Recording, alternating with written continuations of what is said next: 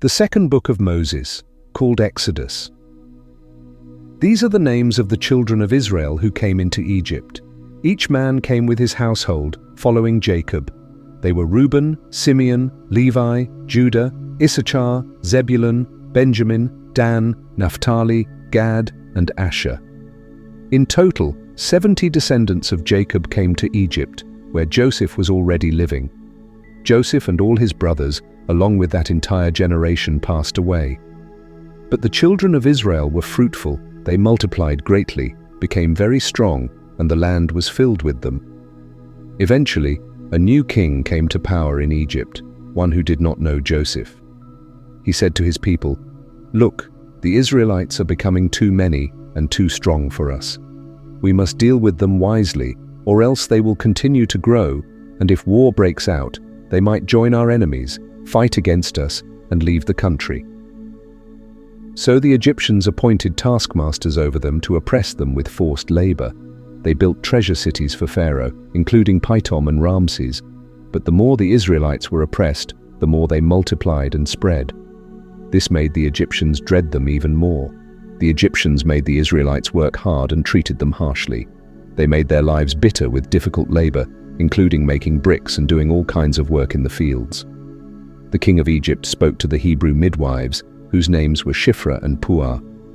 He told them, "When you help the Hebrew women during childbirth, if you see that the baby is a boy, kill him, but if it is a girl, let her live."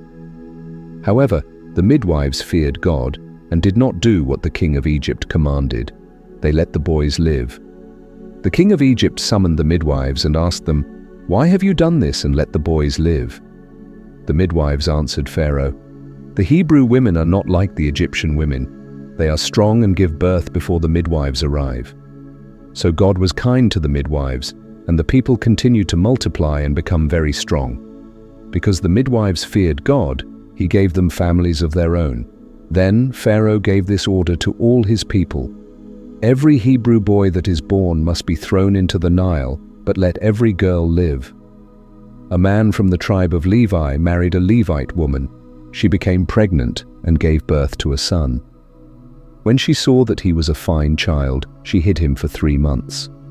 But when she could no longer hide him, she made a basket out of papyrus, coated it with tar and pitch, placed the child in it, and set it among the reeds along the bank of the Nile. The baby's sister stood at a distance to see what would happen to him. Pharaoh's daughter went down to the Nile to bathe, and her attendants were walking along the riverbank. She saw the basket among the reeds and sent her maid to get it. When she opened it, she saw the baby, and he was crying. She felt sorry for him and said, "This is one of the Hebrew babies." Then the baby's sister asked Pharaoh's daughter, "Shall I go and get one of the Hebrew women to nurse the baby for you?" "Yes, go," she answered. So the girl went and got the baby's mother. Pharaoh's daughter said to her, "Take this baby and nurse him for me, and I will pay you." So the woman took the baby and nursed him. When the child grew older, she brought him to Pharaoh's daughter, and he became her son. She named him Moses, saying, "I drew him out of the water." Years later, when Moses had grown up, he went out to his own people and watched them at their hard labor. He saw an Egyptian beating a Hebrew, one of his own people. Looking around and seeing no one, he killed the Egyptian and hid him in the sand. The next day, he went out and saw 2 Hebrews fighting. He asked the one in the wrong, "Why are you hitting your fellow Hebrew?" The man replied, "Who made you a ruler and judge over us? Are you thinking of killing me as you killed the Egyptian?" Then Moses was afraid and thought, "Surely this thing is known." When Pharaoh heard of this, he tried to kill Moses, but Moses fled from Pharaoh and went to live in Midian, where he sat down by a well. Now the priest of Midian had 7 daughters, and they came to draw water and fill the troughs to water their father's flock. Some shepherds came and drove them away, but Moses got up and came to their rescue and watered their flock. When the girls returned to Reuel, their father, he asked, "Why have you returned so early today?" They answered, "An Egyptian rescued us from the shepherds. He even drew water for us and watered the flock." "And where is he?" Reuel asked his daughters. "Why did you leave him? Invite him to have something to eat." Moses agreed to stay with the man, who gave his daughter Zipporah to Moses in marriage. Zipporah gave birth to a son, and Moses named him Gershom, saying, "I have become a foreigner in a foreign land." During that long period, the king of Egypt died. The Israelites groaned in their slavery and cried out, and their cry for help went up to God. God heard their groaning and remembered his covenant with Abraham, Isaac, and Jacob. So God looked on the Israelites and was concerned about them. Moses was tending the flock of his father-in-law Jethro, the priest of Midian. He led the flock to the far side of the wilderness and came to Horeb, the mountain of God. There, the angel of the Lord appeared to him in flames of fire from within a bush. Moses saw that though the bush was on fire, it did not burn up. So Moses thought, "I will go over and see this strange sight, why the bush does not burn up." When the Lord saw that he had gone over to look, God called to him from within the bush, "Moses, Moses." And Moses said, "Here I am." God said, "Do not come any closer. Take off your sandals, for the place where you are standing is holy ground." Then he said, "I am the God of your father, the God of Abraham, the God of Isaac, and the God of Jacob." At this, Moses hid his face because he was afraid to look at God. The Lord said, "I have indeed seen the misery of my people in Egypt. I have heard them crying out because of their slave drivers, and I am concerned about their suffering. So I have come down to rescue them from the hand of the Egyptians, and to bring them up out of that land into a good and spacious land, a land flowing with milk and honey, the home of the Canaanites, Hittites, Amorites, Perizzites, Hivites, and Jebusites. And now the cry of the Israelites has reached me, and I have seen the way the Egyptians are oppressing them. So now go. I am sending you to Pharaoh to bring my people, the Israelites, out of Egypt." But Moses said to God, "Who am I that I should go to Pharaoh and bring the Israelites out of Egypt?" And God said, "I will be with you, and this will be the sign to you that it is I who have sent you. When you have brought the people out of Egypt, you will worship God on this mountain." Moses said to God, "Suppose I go to the Israelites and say to them, 'The God of your fathers has sent me to you,' and they ask me, 'What is his name?' Then what shall I tell them?" God said to Moses, "I am who I am. This is what you are to say to the Israelites, 'I am has sent me to you.'" God also said to Moses, "Say to the Israelites, 'The Lord, the God of your fathers, the God of Abraham, the God of Isaac, and the God of Jacob, has sent me to you. This is my name forever, the name you shall call me from generation to generation. Go, assemble the elders of Israel and say to them, 'The Lord, the God of your fathers, the God of Abraham, Isaac, and Jacob, appeared to me and said, I have watched over you and have seen what has been done to you in Egypt. And I have promised to bring you up out of your misery in Egypt into the land of the Canaanites, Hittites, Amorites, Perizzites, Hivites, and Jebusites, a land flowing with milk and honey. The elders of Israel will listen to you. Then you and the elders are to go to the king of Egypt and say to him, 'The Lord, the God of the Hebrews, has met with us. Let us take a 3-day journey into the wilderness to offer sacrifices to the Lord our God. But I know that the king of Egypt will not let you go unless a mighty hand compels him. So I will stretch out my hand and strike the Egyptians with all the wonders that I will perform among them. After that, he will let you go. And I will make the Egyptians favorably disposed toward this people, so that when you leave, you will not go empty-handed. Every woman is to ask her neighbor and any woman living in her house for articles of silver and gold and for clothing, which you will put on your sons and daughters, and so you will plunder the Egyptians." Moses answered, "But what if they don't believe me or listen to me? They might say, 'The Lord hasn't appeared to you.'" The Lord asked him, "What is that in your hand?" Moses replied, "A staff." The Lord said, "Throw it on the ground." When Moses did, the staff became a snake, and he ran away from it. Then the Lord told Moses, "Reach out your hand and take it by the tail." Moses did so, and the snake turned back into a staff in his hand. The Lord said, This is so they will believe that the Lord, the God of their ancestors, the God of Abraham, Isaac, and Jacob, has appeared to you." Then the Lord said, "Put your hand inside your cloak." Moses did, and when he took it out, his hand was leprous, white as snow. The Lord said, "Put your hand back into your cloak." Moses did, and when he took it out, it was restored like the rest of his skin. The Lord said, "If they do not believe you or listen to the first sign, they may believe the second. But if they do not believe these two signs or listen to you, take some water from the Nile and pour it on the dry ground. The water will turn into blood on the ground." Moses said to the Lord, "O Lord, I am not good with words. I never have been, and I'm not now, even though you have spoken to me. I am slow of speech and tongue." The Lord replied, "Who gave humans their mouths? Who makes them deaf or mute? Who gives them sight or makes them blind? Is it not I, the Lord? Now go, I will help you speak and will teach you what to say." But Moses pleaded, "Please, Lord, send someone else." Then the Lord became angry with Moses and said, "What about your brother, Aaron the Levite? I know he can speak well. He is already on his way to meet you, and he will be glad to see you. You shall speak to him and put words in his mouth. I will help both of you speak and will teach you what to do. He will speak to the people for you, and it will be as if he were your mouth and as if you were God to him. But take this staff in your hand so you can perform the signs with it." Moses went back to Jethro, his father-in-law, and said, "Let me go back to my own people in Egypt to see if any of them are still alive." Jethro said, "Go in peace." The Lord then told Moses in Midian, "Go back to Egypt, for all those who wanted to kill you are dead." So Moses took his wife and sons, put them on a donkey, and started back to Egypt, taking the staff of God in his hand. The Lord said to Moses, "When you return to Egypt, make sure to perform before Pharaoh all the wonders I have given you the power to do. But I will harden his heart so that he will not let the people go.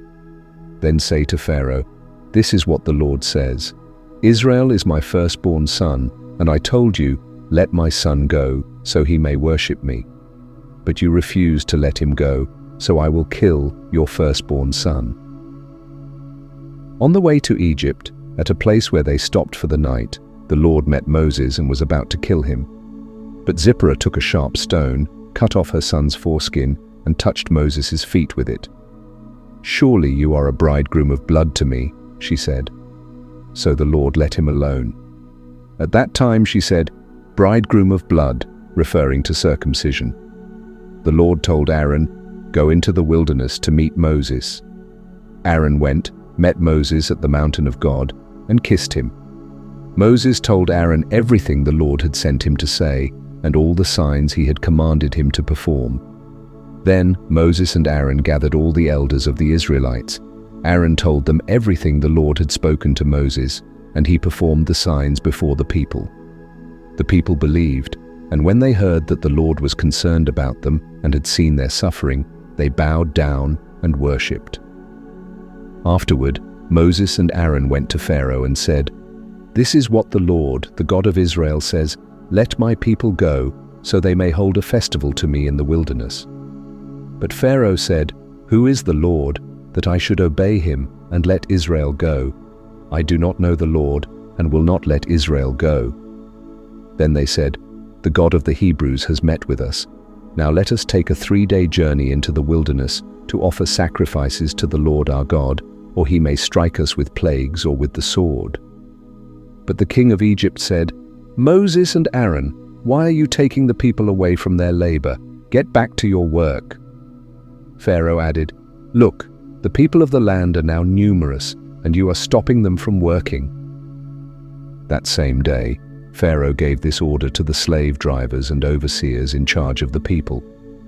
"You are no longer to supply the people with straw for making bricks. Let them go and gather their own straw, but require them to make the same number of bricks as before. Don't reduce the quota. They are lazy. That is why they are crying out, 'Let us go and sacrifice to our God.' Make the work harder for the people so that they keep working and pay no attention to lies." The slave drivers and the overseers went out and told the people, "This is what Pharaoh says. I will not give you any more straw. Go and get your own straw wherever you can find it, but your work will not be reduced at all." So the people scattered all over Egypt to gather stubble to use for straw. The slave drivers kept pressing them, saying, "Complete the work required of you for each day, just as when you had straw." Pharaoh's slave drivers beat the Israelite overseers they had appointed, demanding, "Why haven't you met your quota of bricks yesterday or today as before?" Then the Israelite overseers went and appealed to Pharaoh. "Why have you treated your servants this way? No straw is given to your servants, yet we are told, 'Make bricks.' Your servants are being beaten, but the fault is with your own people." Pharaoh said, "Lazy, that's what you are, lazy. That is why you keep saying, 'Let us go and sacrifice to the Lord.' Now get to work. You will not be given any straw, yet you must produce your full quota of bricks." The Israelite overseers realized they were in trouble when they were told, "You are not to reduce the number of bricks required of you for each day." When they left Pharaoh, they found Moses and Aaron waiting to meet them, and they said, "May the Lord look on you and judge you. You have made us obnoxious to Pharaoh and his officials, and have put a sword in their hand to kill us." Moses returned to the Lord and said, "Why, Lord, why have you brought this trouble on your people? Why did you send me? Ever since I went to Pharaoh to speak in your name, he has brought trouble on this people, and you have not rescued your people at all." The Lord said to Moses, "Now you will see what I will do to Pharaoh. Because of my mighty hand, he will let them go. Because of my mighty hand, he will drive them out of his land." God spoke to Moses and said, "I am the Lord. I appeared to Abraham, Isaac, and Jacob as God Almighty, but by my name Jehovah, I was not known to them. I also established my covenant with them to give them the land of Canaan, where they lived as foreigners. I have heard the groaning of the Israelites, whom the Egyptians are holding as slaves, and I have remembered my covenant. Therefore say to the Israelites, I am the Lord, and I will bring you out from under the burdens of the Egyptians. I will free you from being slaves to them, and I will redeem you with an outstretched arm and mighty acts of judgment. I will take you as my own people, and I will be your God. Then you will know that I am the Lord your God, who brought you out from under the burdens of the Egyptians, and I will bring you to the land I swore to give to Abraham, Isaac, and Jacob. I will give it to you as a possession. I am the Lord." Moses told this to the Israelites, but they did not listen to him because of their discouragement and harsh labor. Then the Lord spoke to Moses, saying, "Go, tell Pharaoh, the king of Egypt, to let the Israelites go out of his land." But Moses said to the Lord, "If the Israelites won't listen to me, why would Pharaoh listen to me, since I speak with difficulty?" The Lord spoke to Moses and Aaron and gave them a command to bring the Israelites out of Egypt. These are the heads of their families. The sons of Reuben, the firstborn of Israel, were Hanok, Palu, Hezron, and Carmi. These were the families of Reuben. The sons of Simeon were Jemuel, Jamin, Ohad, Jachin, Zohar, and Shaul, the son of a Canaanite woman. These were the families of Simeon. These were the names of the sons of Levi according to their generations: Gershon, Kohath, and Merari. Levi lived 137 years. The sons of Gershon were Libni and Shimi according to their families. The sons of Kohath were Amram, Izhar, Hebron, and Uzziel. Kohath lived 133 years. The sons of Merari were Mahli and Mushi. These were the families of Levi according to their generations. Amram married his father's sister Jochebed, and she bore him Aaron and Moses. Amram lived 137 years. The sons of Izhar were Korah, Nepheg, and Zikri. The sons of Uzziel were Mishael, Elzaphan, and Zithri.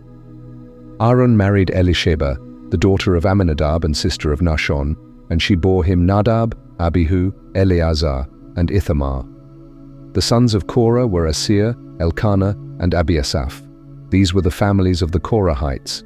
Eleazar, Aaron's son, married one of the daughters of Putiel, and she bore him Phinehas. These were the heads of the Levite families, according to their clans.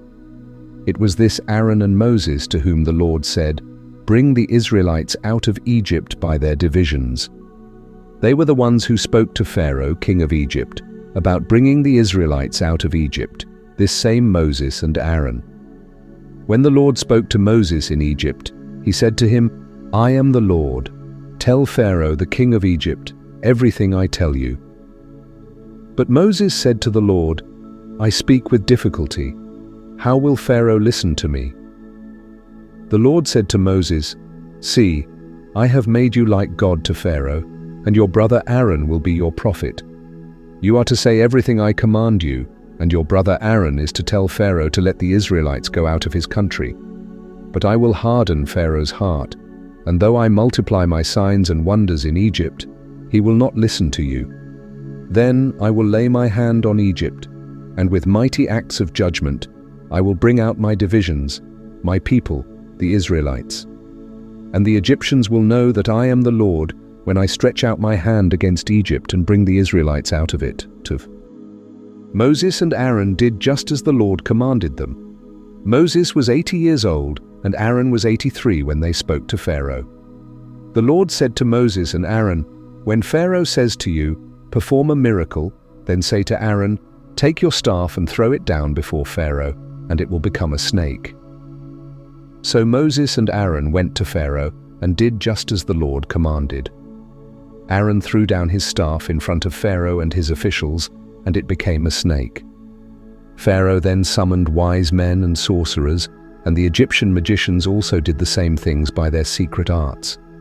Each one threw down his staff, and it became a snake. But Aaron's staff swallowed up their staffs. Yet Pharaoh's heart became hard, and he would not listen to them, just as the Lord had said. Then the Lord said to Moses, "Pharaoh's heart is unyielding. He refuses to let the people go. Go to Pharaoh in the morning as he goes out to the river. Wait on the bank of the Nile to meet him, and take in your hand the staff that was changed into a snake. Then say to him, 'The Lord, the God of the Hebrews, has sent me to say to you, let my people go so that they may worship me in the wilderness. But until now you have not listened. This is what the Lord says. By this you will know that I am the Lord. With the staff that is in my hand, I will strike the water of the Nile, and it will be changed into blood. The fish in the Nile will die, and the river will stink. The Egyptians will not be able to drink its water."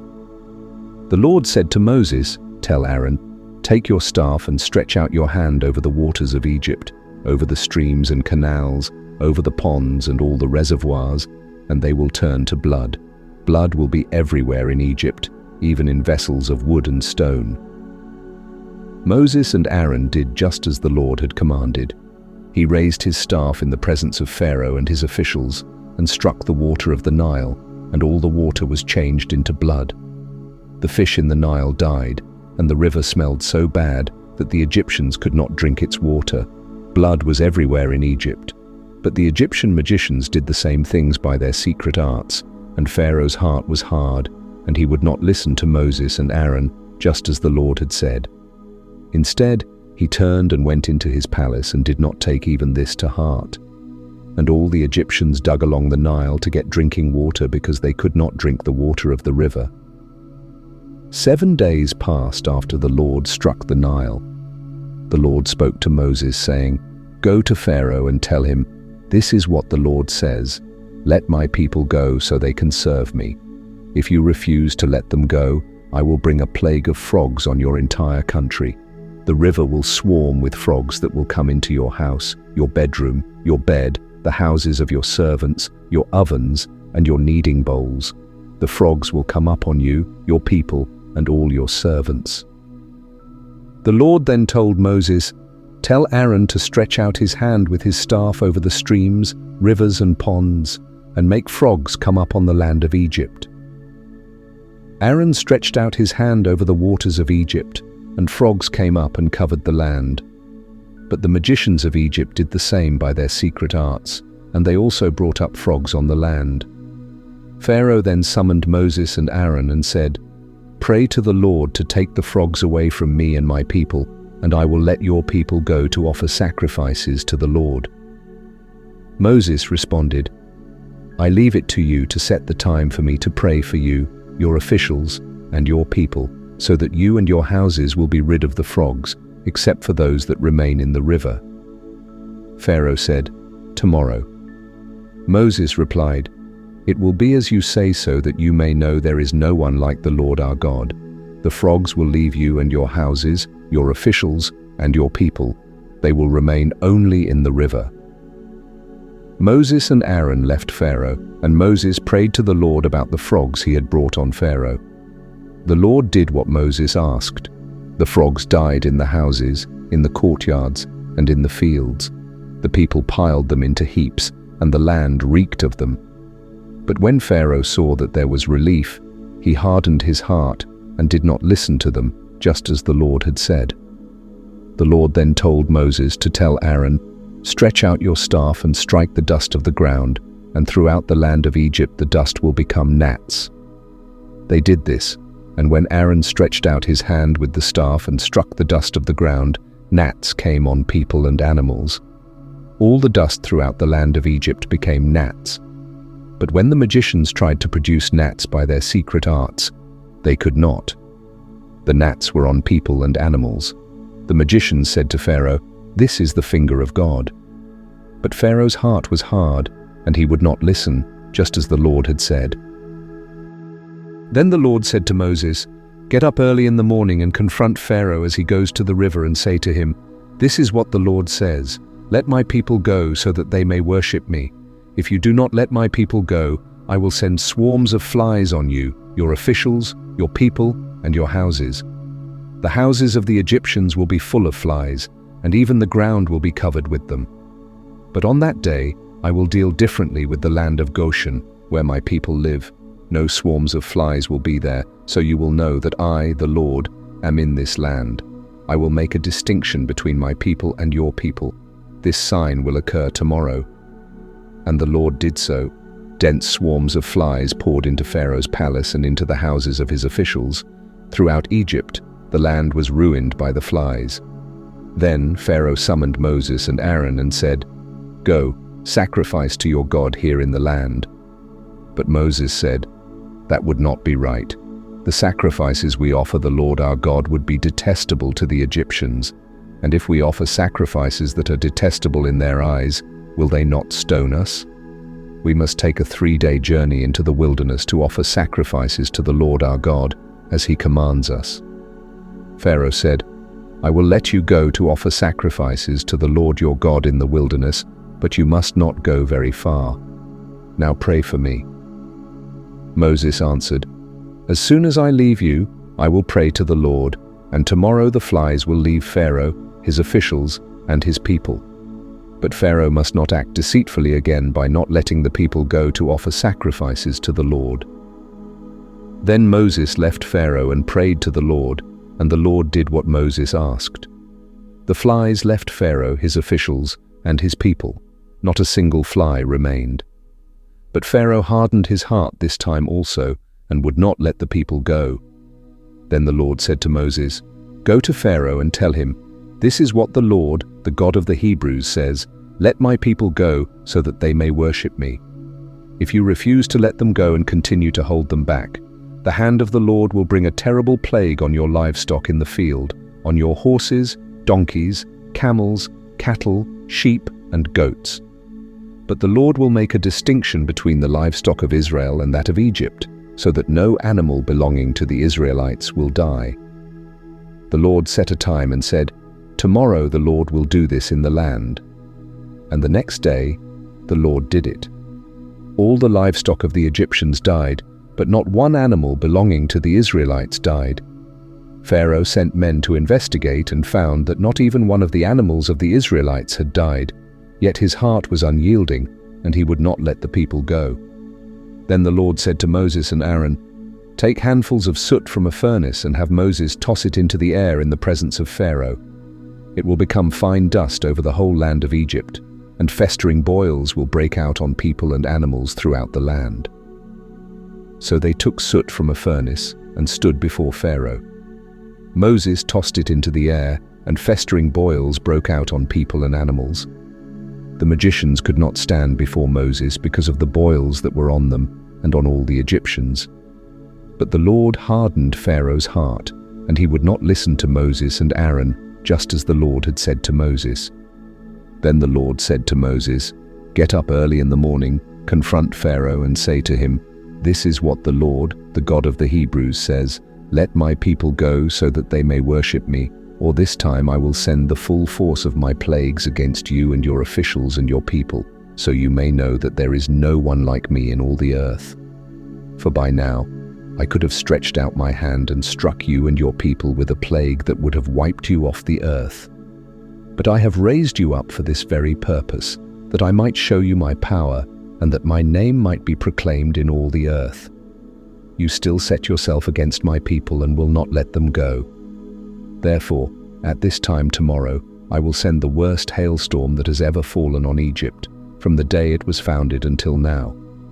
Give an order now to bring your livestock and everything you have in the field to a place of shelter, because the hail will fall on every person and animal that has not been brought in and is still out in the field, and they will die."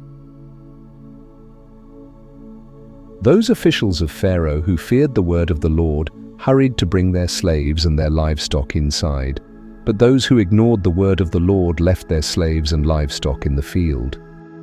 Then the Lord said to Moses, "Stretch out your hand toward the sky, so that hail will fall all over Egypt, on people and animals, and on everything growing in the fields of Egypt." When Moses stretched out his staff toward the sky, the Lord sent thunder and hail, and lightning flashed down to the ground. So the Lord rained hail on the land of Egypt. Hail fell, and lightning flashed back and forth. It was the worst storm in all the land of Egypt since it had become a nation. Throughout Egypt, hail struck everything in the fields, both people and animals. It beat down everything growing in the fields and stripped every tree. The only place it did not hail was the land of Goshen, where the Israelites were. Then Pharaoh summoned Moses and Aaron. "This time I have sinned," he said to them. "The Lord is in the right, and I and my people are in the wrong. Pray to the Lord, for we have had enough thunder and hail. I will let you go. You don't have to stay any longer." Moses replied, "When I have gone out of the city, I will spread out my hands in prayer to the Lord. The thunder will stop, and there will be no more hail, so that you may know the earth is the Lord's. But I know that you and your officials still do not fear the Lord God." The flax and barley were destroyed, since the barley was in the ear and the flax was in bloom. The wheat and spelt, however, were not destroyed because they ripen later. Then Moses left Pharaoh and went out of the city. He spread out his hands toward the Lord. The thunder and hail stopped, and the rain no longer poured down on the land. When Pharaoh saw that the rain and hail and thunder had stopped, he sinned again. He and his officials hardened their hearts. So Pharaoh's heart was hard, and he would not let the Israelites go, just as the Lord had said through Moses. The Lord said to Moses, "Go to Pharaoh, for I have hardened his heart and the hearts of his officials, so that I can show them my signs. This is so you can tell your children and grandchildren how I dealt with the Egyptians and the signs I performed among them, so that you will know that I am the Lord." Moses and Aaron went to Pharaoh and said, "This is what the Lord, the God of the Hebrews, says, How long will you refuse to humble yourself before me? Let my people go so that they may serve me. If you refuse to let them go, tomorrow I will bring locusts into your land. They will cover the ground so that it cannot be seen, and they will devour what little is left after the hail, including every tree that is growing in your fields. They will fill your houses and the houses of all your officials and all the Egyptians, something neither your parents nor your ancestors have ever seen from the day they settled in this land until now." Then Moses turned and left Pharaoh. Pharaoh's officials said to him, "How long will this man be a snare to us? Let the people go so that they may worship the Lord their God. Do you not realize that Egypt is ruined?" Then Moses and Aaron were brought back to Pharaoh. He said, "Go, worship the Lord your God, but tell me, who will be going?" Moses answered, "We will go with our young and old, with our sons and daughters, and with our flocks and herds, because we are to hold a festival to the Lord." Pharaoh said, "The Lord be with you, if I let you go, along with your women and children. Clearly, you are bent on evil. No, have only the men go and worship the Lord, since that's what you have been asking for." And then Moses and Aaron were driven out of Pharaoh's presence.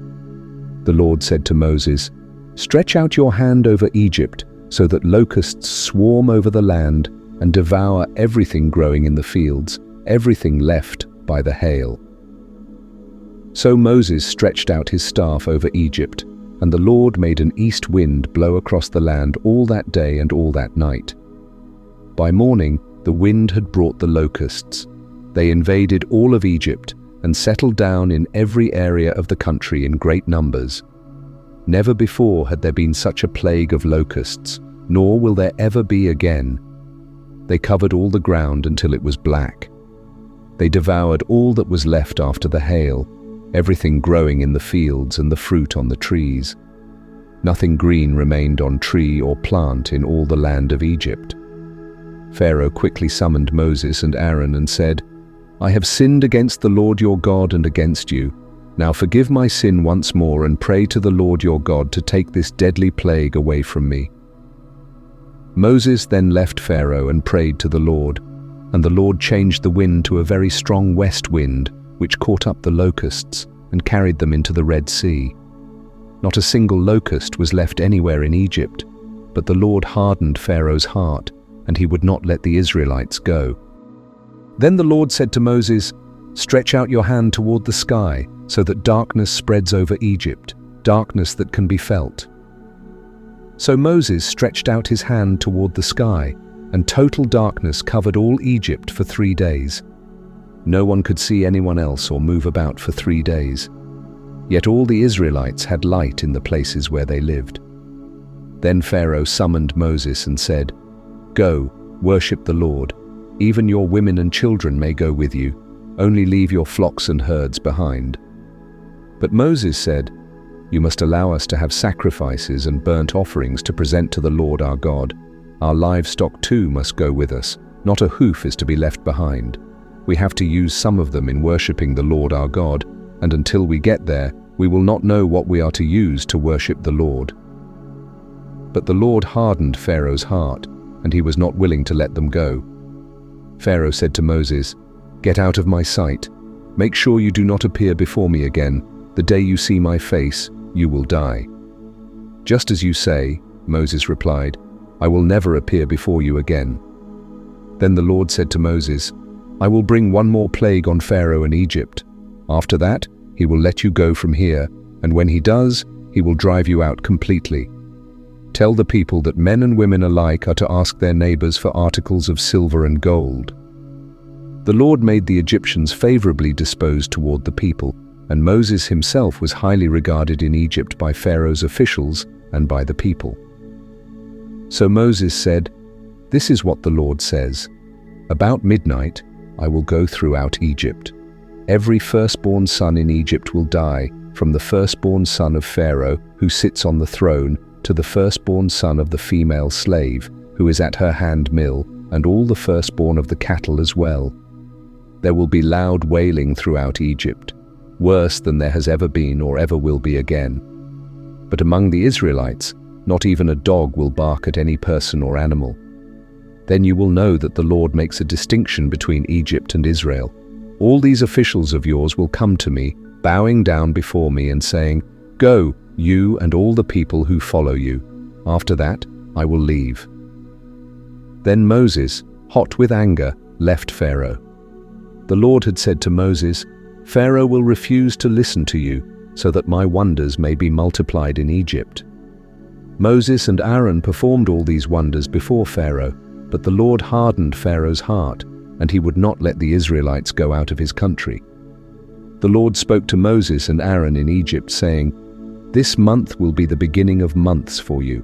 It will be the first month of your year. Tell the whole community of Israel that on the 10th day of this month, each man is to take a lamb for his family, one for each household. If any household is too small for a whole lamb, they must share one with their nearest neighbor, taking into account the number of people and how much each person will eat. The lamb must be a year-old male without defect, and you may take it from the sheep or the goats. Take care of them until the 14th day of the month, when all the members of the community of Israel must slaughter them at twilight. Then they are to take some of the blood and put it on the sides and tops of the door frames of the houses where they eat the lambs. That same night they are to eat the meat roasted over the fire, along with bitter herbs and bread made without yeast. Do not eat the meat raw or boiled in water, but roast it over a fire with the head, legs, and internal organs. Do not leave any of it until morning. If some is left until morning, you must burn it. This is how you are to eat it, with your cloak tucked into your belt, your sandals on your feet, and your staff in your hand. Eat it in haste. It is the Lord's Passover. On that same night, I will pass through Egypt and strike down every firstborn of both people and animals, and I will bring judgment on all the gods of Egypt. I am the Lord. The blood will be a sign for you on the houses where you are, and when I see the blood, I will pass over you. No destructive plague will touch you when I strike Egypt. This day is to be a memorial for you, and you must celebrate it as a festival to the Lord. For generations to come, you are to celebrate it as a lasting ordinance. For 7 days, you are to eat bread made without yeast. On the first day, remove the yeast from your houses, for whoever eats anything with yeast in it from the first day through the 7th must be cut off from Israel. On the first day, hold a sacred assembly, and another one on the 7th day.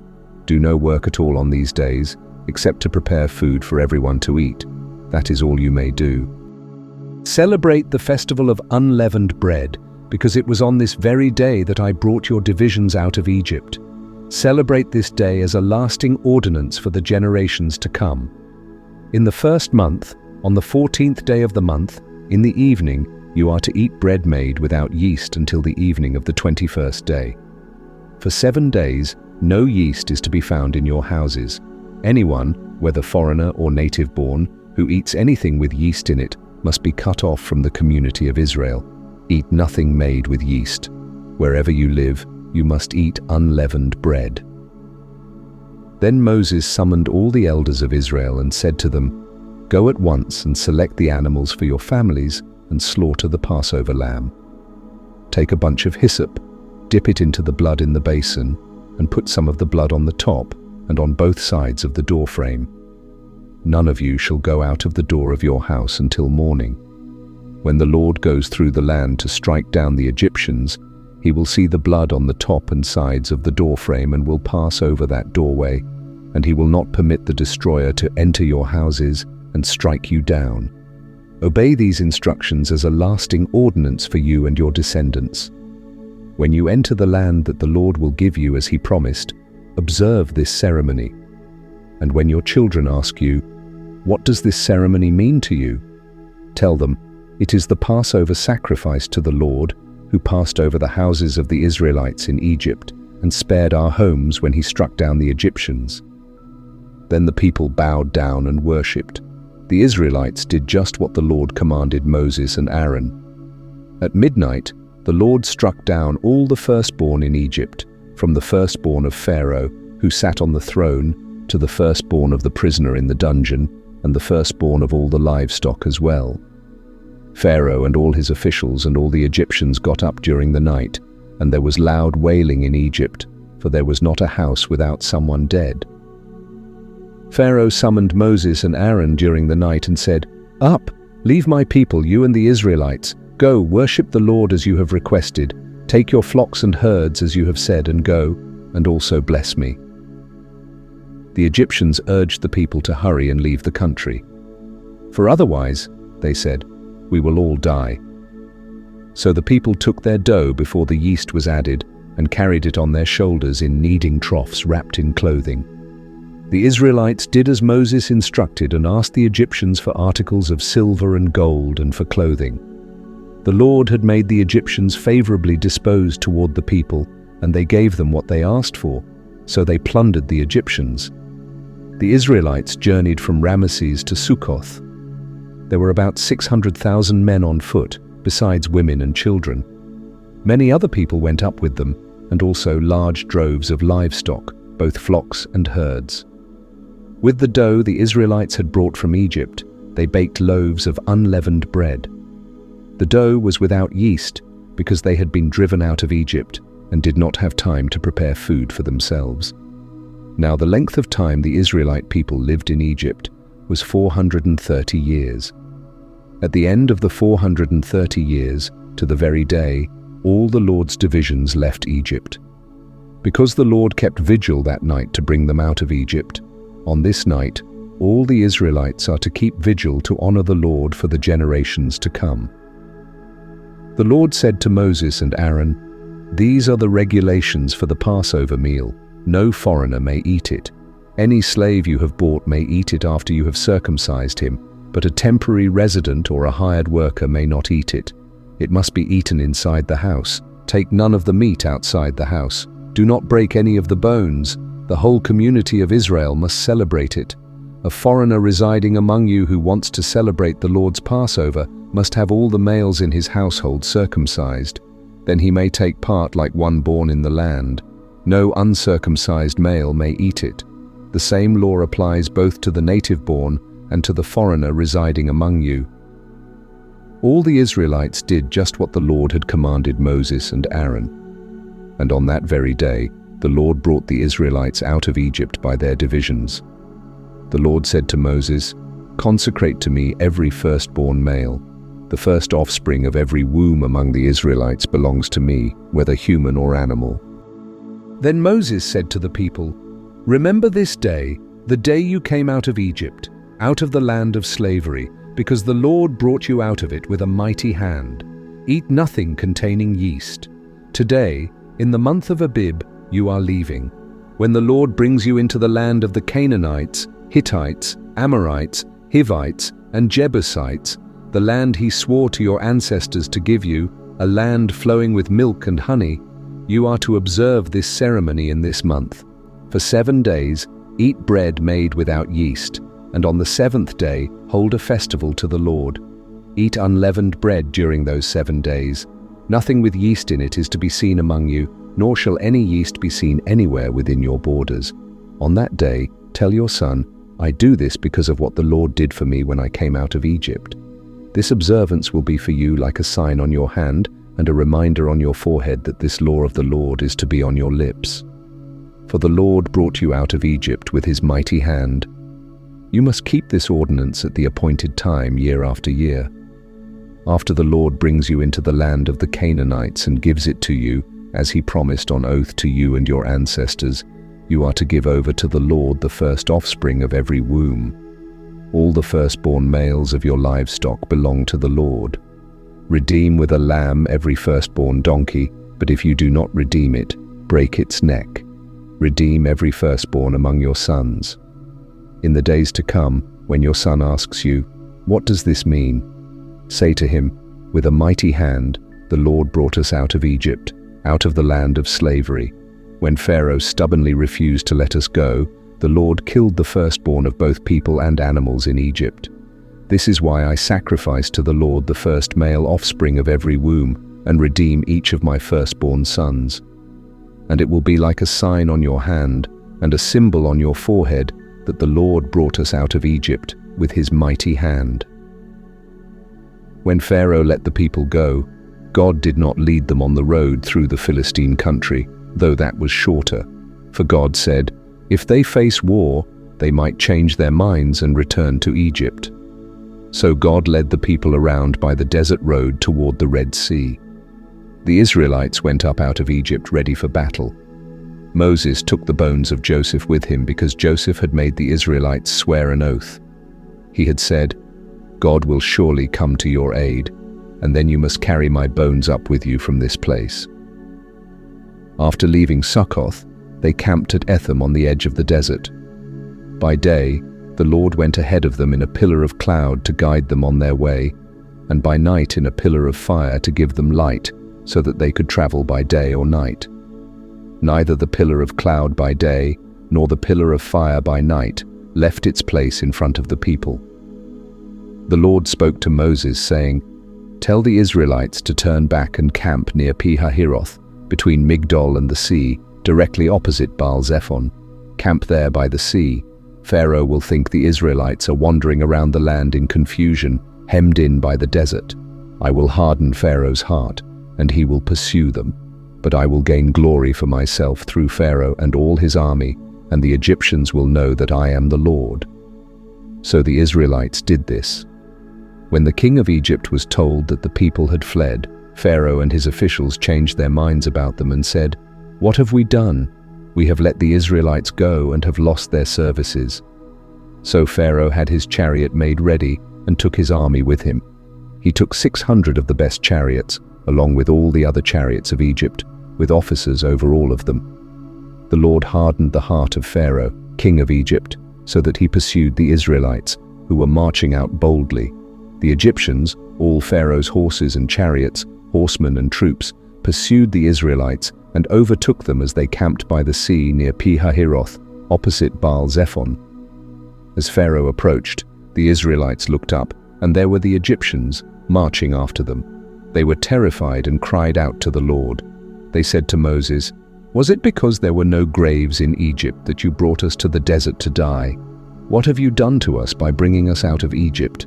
Didn't we say to you in Egypt, 'Leave us alone, let us serve the Egyptians'?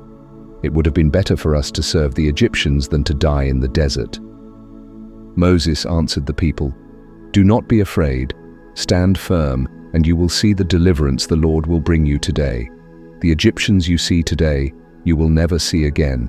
The Lord will fight for you. You need only to be still." Then the Lord said to Moses, "Why are you crying out to me? Tell the Israelites to move on. Raise your staff and stretch out your hand over the sea to divide the water so that the Israelites can go through the sea on dry ground. I will harden the hearts of the Egyptians so that they will go in after them, and I will gain glory through Pharaoh and all his army, through his chariots and his horsemen. The Egyptians will know that I am the Lord when I gain glory through Pharaoh, his chariots and his horsemen." Then the angel of God, who had been traveling in front of Israel's army, withdrew and went behind them. The pillar of cloud also moved from in front and stood behind them, coming between the armies of Egypt and Israel. Throughout the night, the cloud brought darkness to one side and light to the other, so neither went near the other all night long. Then Moses stretched out his hand over the sea, and all that night the Lord drove the sea back with a strong east wind and turned it into dry land. The waters were divided, and the Israelites went through the sea on dry ground, with a wall of water on their right and on their left. The Egyptians pursued them, and all Pharaoh's horses and chariots and horsemen followed them into the sea. During the last watch of the night, the Lord looked down from the pillar of fire and cloud at the Egyptian army and threw it into confusion.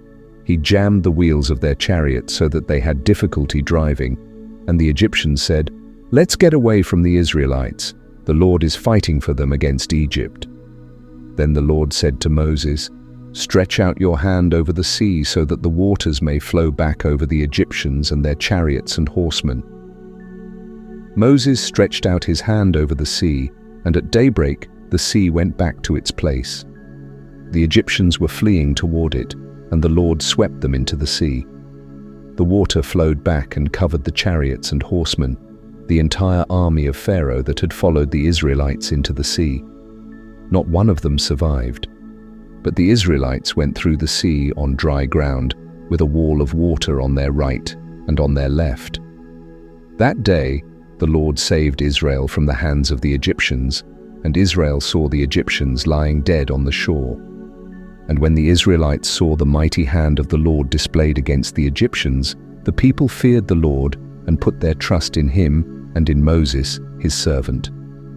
Then Moses and the Israelites sang this song to the Lord. "I will sing to the Lord, for he is highly exalted. Both horse and driver he has hurled into the sea. The Lord is my strength and my defense. He has become my salvation. He is my God, and I will praise him, my father's God, and I will exalt him. The Lord is a warrior. The Lord is his name. Pharaoh's chariots and his army he has hurled into the sea. The best of Pharaoh's officers are drowned in the Red Sea. The deep waters have covered them. They sank to the depths like a stone. Your right hand, Lord, was majestic in power. Your right hand, Lord, shattered the enemy. In the greatness of your majesty, you threw down those who opposed you. You unleashed your burning anger. It consumed them like stubble. By the blast of your nostrils, the waters piled up. The surging waters stood up like a wall. The deep waters congealed in the heart of the sea. The enemy boasted, I will pursue, I will overtake them. I will divide the spoils. I will gorge myself on them. I will draw my sword and my hand will destroy them.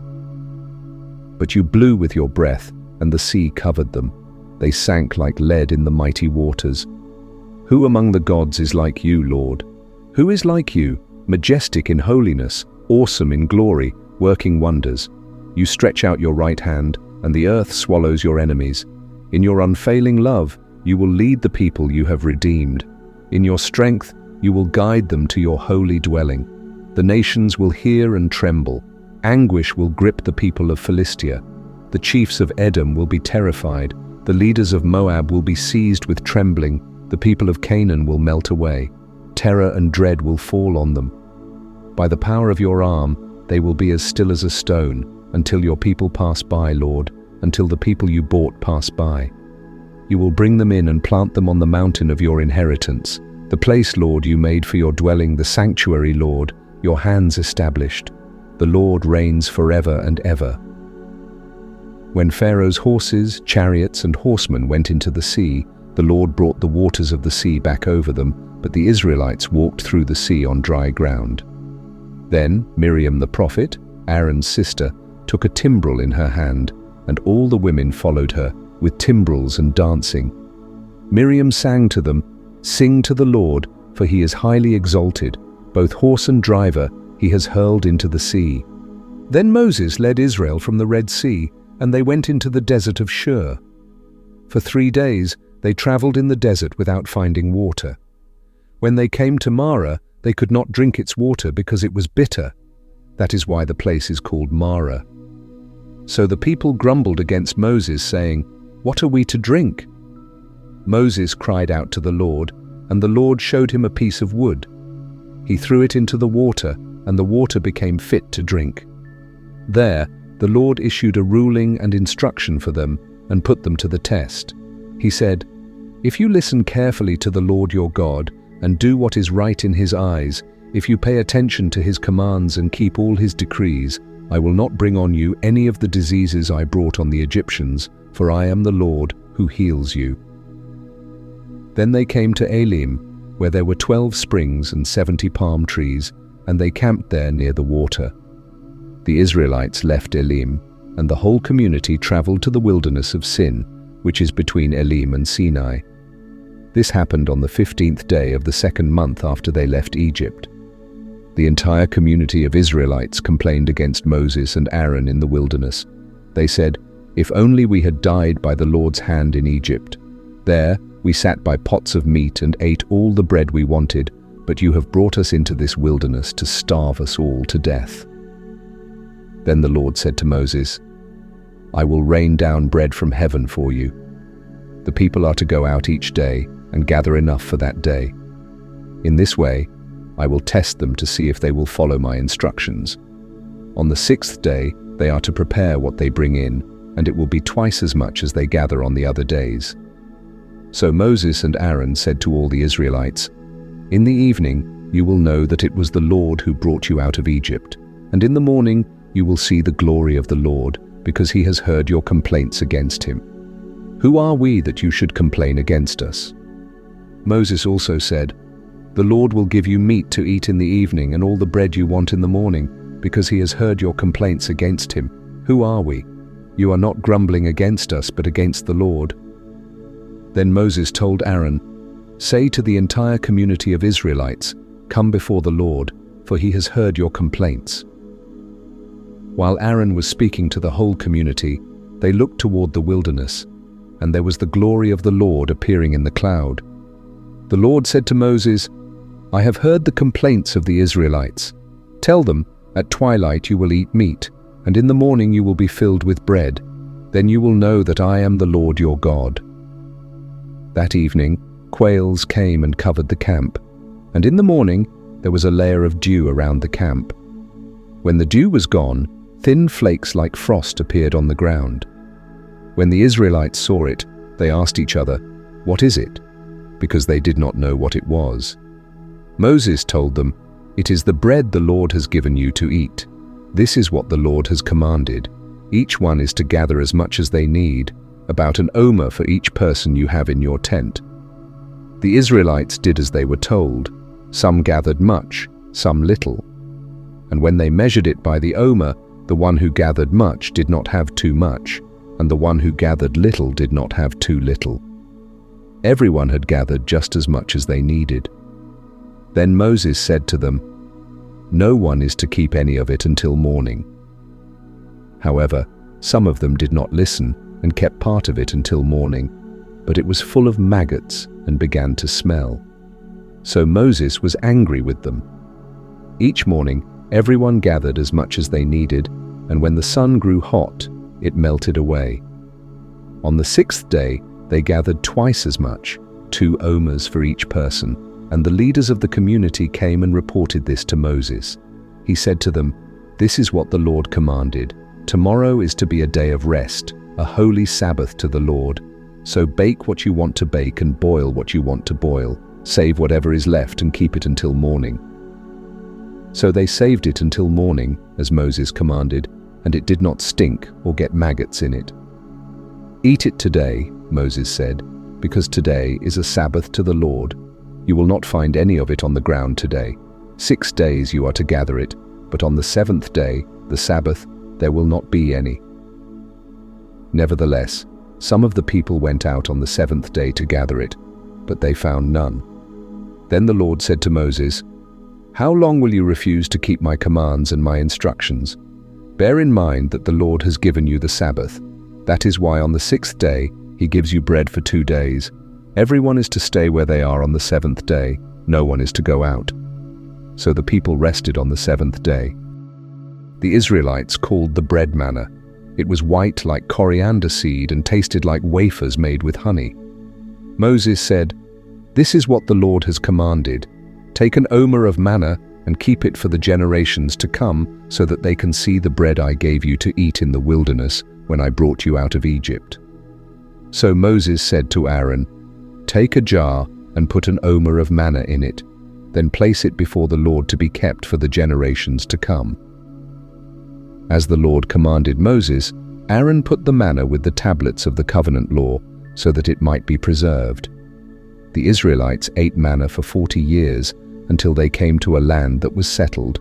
They ate manna until they reached the border of Canaan. Then the whole Israelite community set out from the wilderness of Sin, traveling from place to place as the Lord commanded. They camped at Rephidim, but there was no water for the people to drink. So they quarreled with Moses and said, "Give us water to drink." Moses replied, "Why do you quarrel with me? Why do you put the Lord to the test?" But the people were thirsty for water there, and they grumbled against Moses. They said, "Why did you bring us up out of Egypt to make us and our children and livestock die of thirst?" Then Moses cried out to the Lord, "What am I to do with these people? They are almost ready to stone me." The Lord answered Moses, "Go out in front of the people, take with you some of the elders of Israel, and take in your hand the staff with which you struck the Nile, and go. I will stand there before you by the rock at Horeb. Strike the rock, and water will come out of it for the people to drink." So Moses did this in the sight of the elders of Israel, and he called the place Massah and Meribah, because the Israelites quarreled, and because they tested the Lord, saying, "Is the Lord among us or not?" The Amalekites came and attacked the Israelites at Rephidim. Moses said to Joshua, "Choose some of our men and go out to fight the Amalekites. Tomorrow I will stand on top of the hill with the staff of God in my hands." So Joshua fought the Amalekites as Moses had ordered, and Moses, Aaron and Hur went to the top of the hill. As long as Moses held up his hands, the Israelites were winning, but whenever he lowered his hands, the Amalekites were winning. When Moses' hands grew tired, they took a stone and put it under him, and he sat on it. Aaron and Hur held his hands up, one on one side, one on the other, so that his hands remained steady until sunset. So Joshua overcame the Amalekite army with the sword. Then the Lord said to Moses, "Write this on a scroll as something to be remembered, and make sure that Joshua hears it, because I will completely blot out the name of Amalek from under heaven." Moses built an altar and called it, "The Lord is my banner." He said, "Because hands were lifted up against the throne of the Lord will be at war against the Amalekites from generation to generation." When Jethro, the priest of Midian and Moses' father-in-law, heard about everything God had done for Moses and Israel, and how the Lord had brought Israel out of Egypt, he took Moses' wife Zipporah after Moses had sent her back, along with her 2 sons.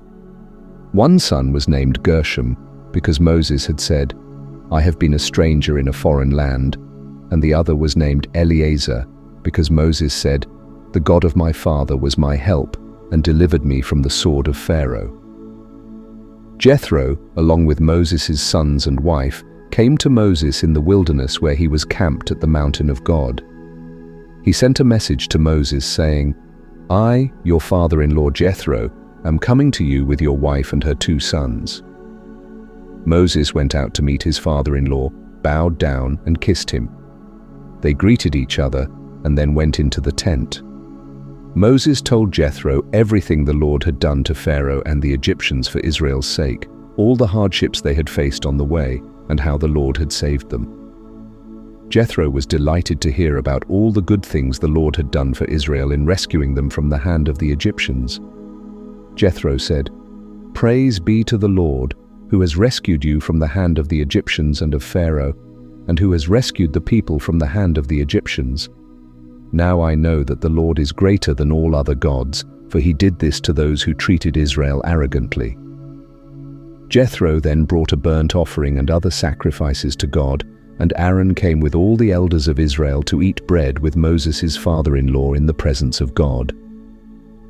The next day, Moses took his seat to serve as judge for the people, and they stood around him from morning till evening. When Jethro saw all that Moses was doing for the people, he said, "What is this you are doing for the people? Why do you alone sit as judge, while all these people stand around you from morning till evening?" Moses answered him, "Because the people come to me to seek God's will. Whenever they have a dispute, it is brought to me, and I decide between the parties and inform them of God's decrees and instructions." Jethro replied, "What you are doing is not good. You and these people who come to you will only wear yourselves out. The work is too heavy for you, you cannot handle it alone. Listen now to me, and I will give you some advice, and may God be with you. You must be the people's representative before God and bring their disputes to him. Teach them his decrees and instructions, and show them the way they are to live and how they are to behave. But select capable men from all the people, men who fear God, trustworthy men who hate dishonest gain, and appoint them as officials over thousands, hundreds, fifties, and tens. Let them serve as judges for the people at all times, but have them bring every difficult case to you. The simple cases they can decide themselves. That will make your load lighter, because they will share it with you. If you do this, and God so commands, you will be able to stand the strain, and all these people will go home satisfied." Moses listened to his father-in-law and did everything he said. He chose capable men from all Israel and made them leaders of the people, officials over thousands, hundreds, fifties, and tens.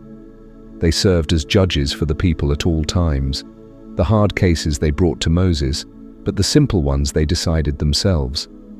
Then Moses sent his father-in-law on his way, and Jethro returned to his own country. In the 3rd month after the Israelites left Egypt, they came to the desert of Sinai. After they set out from Rephidim, they entered the desert of Sinai, and Israel camped there in front of the mountain. Moses went up to God, and the Lord called to him from the mountain and said, "This is what you are to say to the descendants of Jacob, and what you are to tell the people of Israel. You yourselves have seen what I did to Egypt, and how I carried you on eagle's wings and brought you to myself. Now if you obey me fully and keep my covenant, then out of all nations you will be my treasured possession. Although the whole earth is mine, you will be for me a kingdom of priests and a holy nation." These are the words you are to speak to the Israelites." So Moses went back and summoned the elders of the people and set before them all the words the Lord had commanded him to speak. The people all responded together, "We will do everything the Lord has said." So Moses brought their answer back to the Lord. The Lord said to Moses, "I am going to come to you in a dense cloud, so that the people will hear me speaking with you and will always put their trust in you." Then Moses told the Lord what the people had said. And the Lord said to Moses, "Go to the people and consecrate them today and tomorrow. Have them wash their clothes and be ready by the third day, because on that day the Lord will come down on Mount Sinai in the sight of all the people. Put limits for the people around the mountain and tell them, 'Be careful that you do not approach the mountain or touch the foot of it. Whoever touches the mountain is to be put to death. They are to be stoned or shot with arrows. Not a hand is to be laid on them. No person or animal shall be permitted to live. Only when the ram's horn sounds a long blast may they approach the mountain." After Moses had gone down the mountain to the people, he consecrated them, and they washed their clothes. Then he said to the people, "Prepare yourselves for the third day. Abstain from sexual relations." On the morning of the third day, there was thunder and lightning, with a thick cloud over the mountain and a very loud trumpet blast. Everyone in the camp trembled. Then Moses led the people out of the camp to meet with God, and they stood at the foot of the mountain. Mount Sinai was covered with smoke, because the Lord descended on it in fire. The smoke billowed up from it like smoke from a furnace, and the whole mountain trembled violently. As the sound of the trumpet grew louder and louder, Moses spoke, and the voice of God answered him. The Lord descended to the top of Mount Sinai and called Moses to the top of the mountain. So Moses went up, and the Lord said to him, "Go down and warn the people so they do not force their way through to see the Lord, and many of them perish. Even the priests who approach the Lord must consecrate themselves, or the Lord will break out against them." Moses said to the Lord, "The people cannot come up Mount Sinai, because you yourself warned us. Put limits around the mountain and set it apart as holy." The Lord replied, "Go down and bring Aaron up with you, but the priests and the people must not force their way through to come up to the Lord, or he will break out against them." So Moses went down to the people and told them. And God spoke all these words, "I am the Lord your God, who brought you out of Egypt, out of the land of slavery. You shall have no other gods before me. You shall not make for yourself an image in the form of anything in heaven above, or on the earth beneath, or in the waters below. You shall not bow down to them or worship them. For I, the Lord your God, am a jealous God, punishing the children for the sin of the parents to the third and fourth generation of those who hate me, but showing love to 1,000 generations of those who love me and keep my commandments. You shall not misuse the name of the Lord your God, for the Lord will not hold anyone guiltless who misuses his name. Remember the Sabbath day by keeping it holy. 6 days you shall labor and do all your work, but the 7th day is a Sabbath to the Lord your God. On it you shall not do any work, neither you, nor your son or daughter, nor your male or female servant, nor your animals, nor any foreigner residing in your towns. For in 6 days the Lord made the heavens and the earth, the sea, and all that is in them, but he rested on the 7th day. Therefore the Lord blessed the Sabbath day and made it holy. Honor your father and your mother, so that you may live long in the land the Lord your God is giving you. You shall not murder. You shall not commit adultery. You shall not steal. You shall not give false testimony against your neighbor. You shall not covet your neighbor's house. You shall not covet your neighbor's wife, or his male or female servant, his ox or donkey, or anything that belongs to your neighbor. When the people saw the thunder and lightning and heard the trumpet and saw the mountain in smoke, they trembled with fear. They stayed at a distance and said to Moses, "Speak to us yourself, and we will listen, but do not have God speak to us, or we will die." Moses said to the people, "Do not be afraid. God has come to test you, so that the fear of God will be with you, to keep you from sinning." The people remained at a distance, while Moses approached the thick darkness where God was. Then the Lord said to Moses, "Tell the Israelites this: You have seen for yourselves that I have spoken to you from heaven. Do not make any gods to be alongside me. Do not make for yourselves gods of silver or gods of gold. Make an altar of earth for me, and sacrifice on it your burnt offerings and fellowship offerings, your sheep and goats and your cattle. Wherever I cause my name to be honored, I will come to you and bless you. If you make an altar of stones for me, do not build it with dressed stones, for you will defile it if you use a tool on it. And do not go up to my altar on steps, or your private parts may be exposed. Here are the laws you are to set before the people. If you buy a Hebrew servant, he is to serve you for 6 years, but in the 7th year he shall go free without paying anything. If he was single when he came, he shall leave single, but if he was married when he came, his wife shall leave with him. If his master gives him a wife, and she bears him sons or daughters, the wife and her children shall belong to the master, and only the man shall go free. However, if the servant declares, "I love my master, my wife and my children, I do not want to go free," then his master must take him before the judges. He shall take him to the door or the doorpost and pierce his ear with an awl, and then he will be his servant for life. If a man sells his daughter as a servant, she is not to go free as male servants do. If she does not please the master who has chosen her for himself, he must let her be redeemed. He has no right to sell her to foreigners because he has broken faith with her. If he selects her for his son, he must grant her the rights of a daughter. If he marries another woman, he must not deprive the first one of her food, clothing, and marital rights. If he does not provide her with these 3 things, she is to go free without any payment of money. Anyone who strikes a person so that they die shall be put to death. However, if it was not done intentionally, but God allowed it to happen, they are to flee to a place designated by God. But if anyone schemes and kills someone deliberately, that person is to be taken from my altar and put to death. Anyone who strikes their father or mother shall be put to death. Anyone who kidnaps someone and either sells them or still has them when they are caught shall be put to death. Anyone who curses their father or mother shall be put to death. If people quarrel and one person hits another with a stone or with their fist, and the victim does not die but is confined to bed, the one who struck the blow will not be held liable if the other can get up and walk around outside with a staff. However, the guilty party must pay the injured person for any loss of time and see that the victim is completely healed. If a man beats his male or female slave with a rod and the slave dies as a direct result, he must be punished. But if the slave recovers after a day or 2, the owner is not to be punished, since the slave is his property. If people are fighting and hit a pregnant woman and she gives birth prematurely, but there is no serious injury, the offender must be fined whatever the woman's husband demands and the court allows. But if there is serious injury, you are to take life for life, eye for eye, tooth for tooth, hand for hand, foot for foot, burn for burn, wound for wound, bruise for bruise. If a man hits a male or female slave in the eye and destroys it, he must let the slave go free to compensate for the eye. And if he knocks out the tooth of a male or female slave, he must let the slave go free to compensate for the tooth.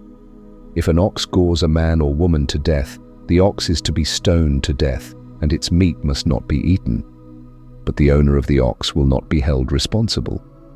However, if the ox has had the habit of goring, and the owner has been warned but has not kept it penned up, and it kills a man or woman, the ox is to be stoned, and its owner also is to be put to death. However, if payment is demanded, the owner may redeem his life by the payment of whatever is demanded. This law also applies if the ox gores a son or daughter.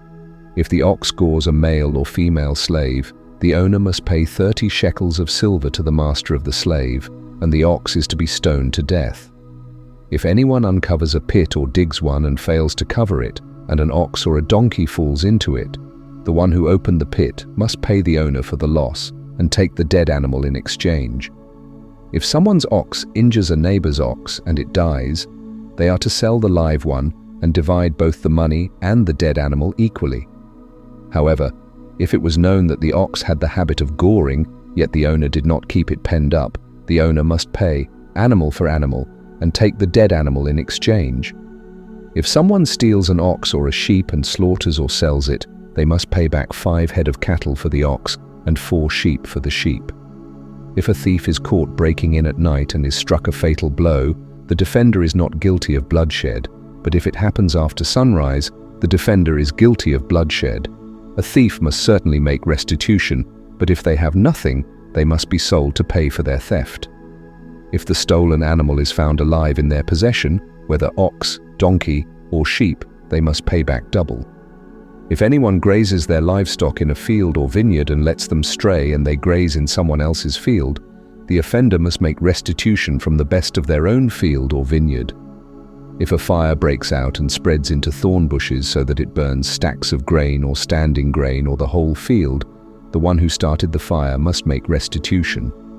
If anyone gives a neighbor silver or goods for safekeeping and they are stolen from the neighbor's house, the thief, if caught, must pay back double.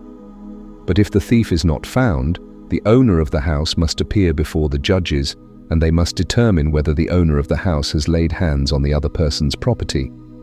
In all cases of illegal possession of an ox, a donkey, a sheep, a garment, or any other lost property about which somebody says, "This is mine," both parties are to bring their cases before the judges.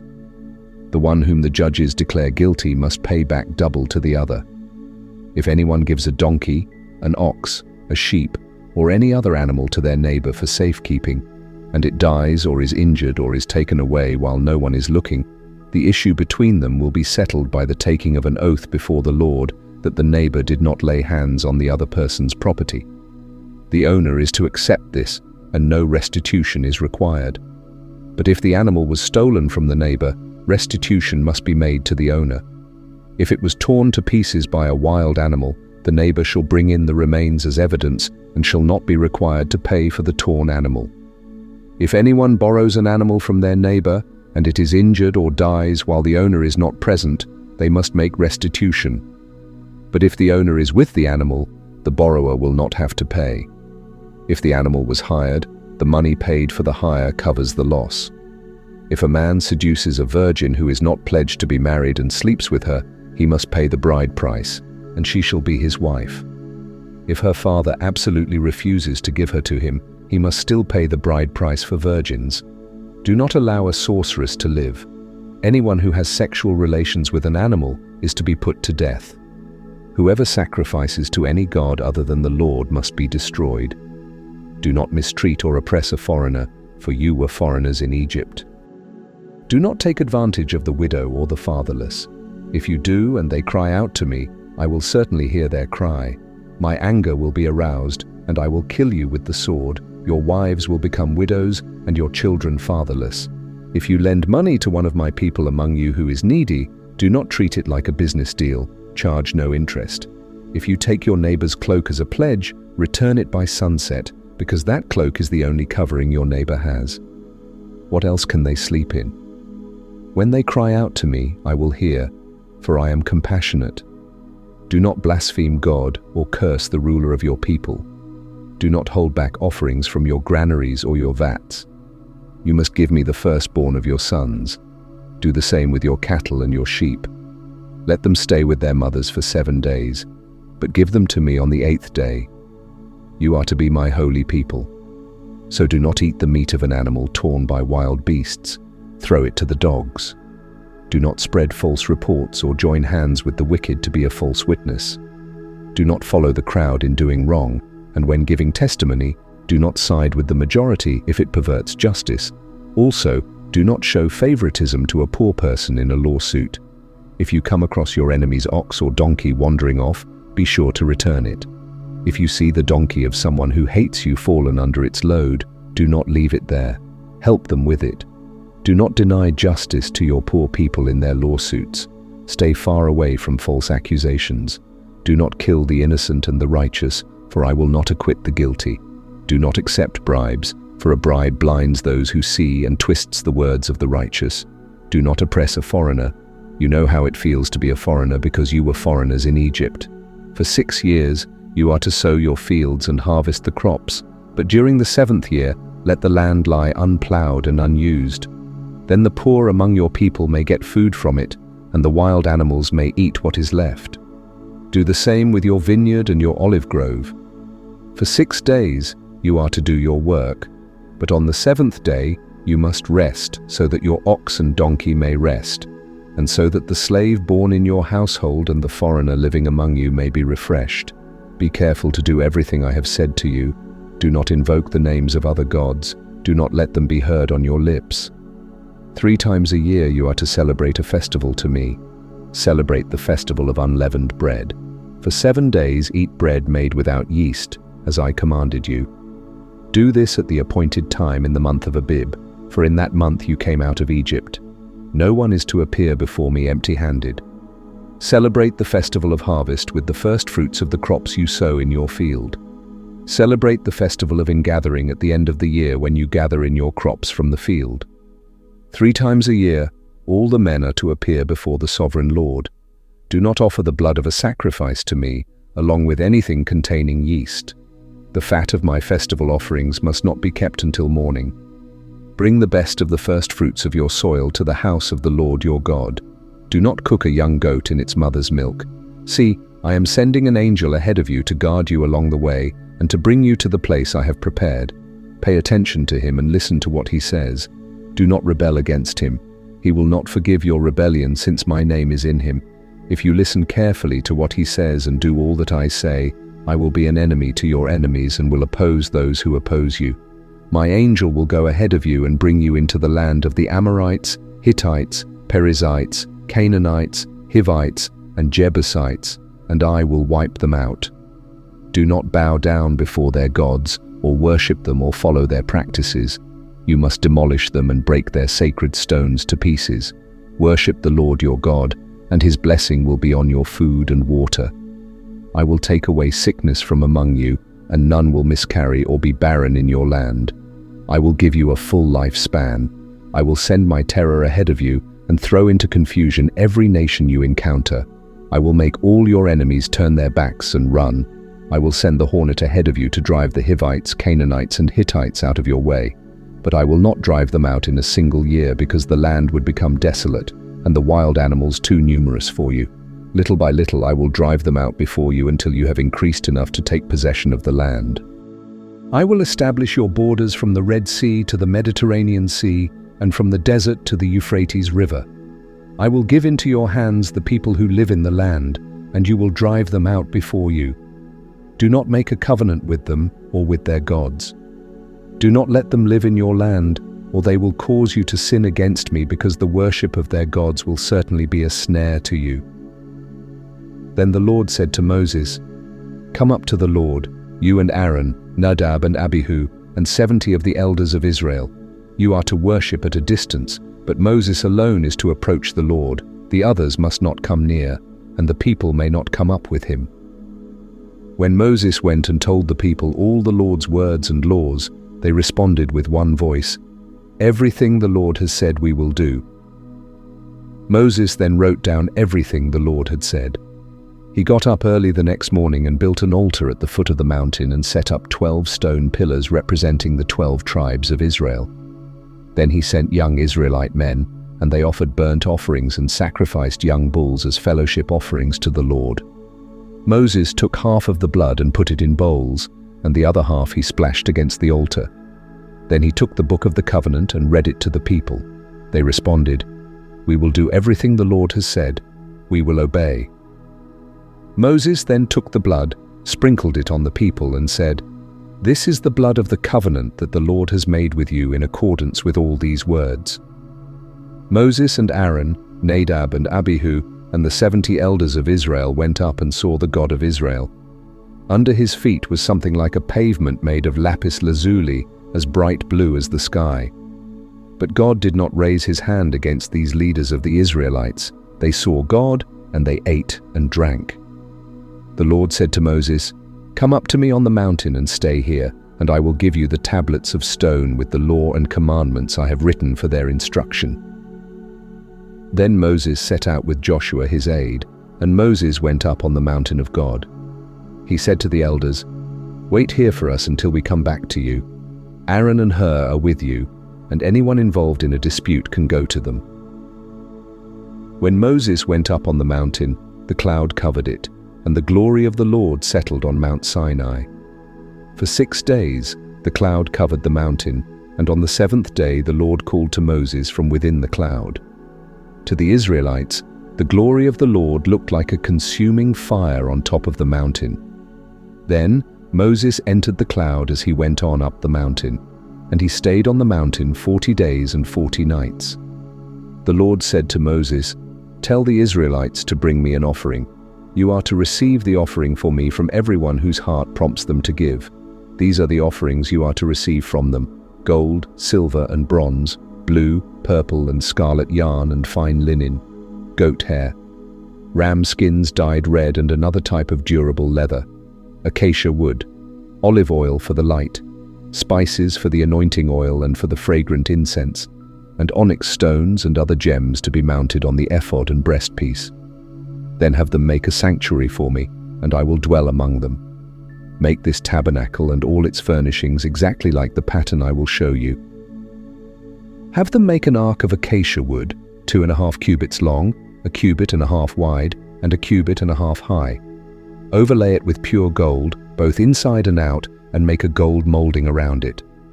Cast 4 gold rings for it and fasten them to its 4 feet, with 2 rings on one side and 2 rings on the other. Then make poles of acacia wood and overlay them with gold. Insert the poles into the rings on the sides of the ark to carry it. The poles are to remain in the rings of this ark. They are not to be removed. Then put in the ark the tablets of the covenant law, which I will give you. Make an atonement cover of pure gold, 2.5 cubits long and 1.5 cubits wide, and make 2 cherubim out of hammered gold at the ends of the cover.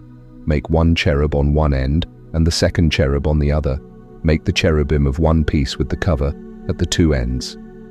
The cherubim are to have their wings spread upward, overshadowing the cover with them. The cherubim are to face each other, looking toward the cover. Place the cover on top of the ark, and put in the ark the tablets of the covenant law that I will give you. There, above the cover between the 2 cherubim that are over the ark of the covenant law, I will meet with you and give you all my commands for the Israelites. Make a table of acacia wood, 2 cubits long, 1 cubit wide, and 1.5 cubits high. Overlay it with pure gold and make a gold molding around it. Also, make around it a rim a handbreadth wide and put a gold molding on the rim.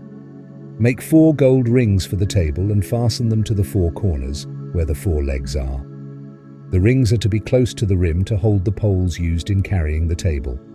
Make the poles of acacia wood, overlay them with gold, and carry the table with them, and make its plates and dishes of pure gold, as well as its pitchers and bowls for the pouring out of offerings. Put the bread of the presence on this table to be before me at all times. Make a lampstand of pure gold. Hammer out its base and shaft, and make its flower-like cups, buds and blossoms of one piece with them. 6 branches are to extend from the sides of the lampstand, 3 on one side and 3 on the other.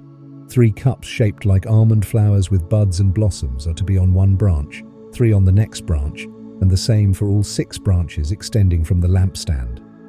And on the lampstand there are to be 4 cups shaped like almond flowers with buds and blossoms. 1 bud shall be under the first pair of branches extending from the lampstand, a 2nd bud under the 2nd pair, and a 3rd bud under the 3rd pair, 6 branches in all.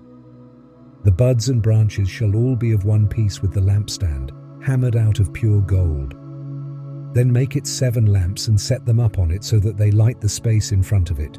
Its wick trimmers and trays are to be of pure gold. A talent of pure gold is to be used for the lampstand and all these accessories. See that you make them according to the pattern shown you on the mountain.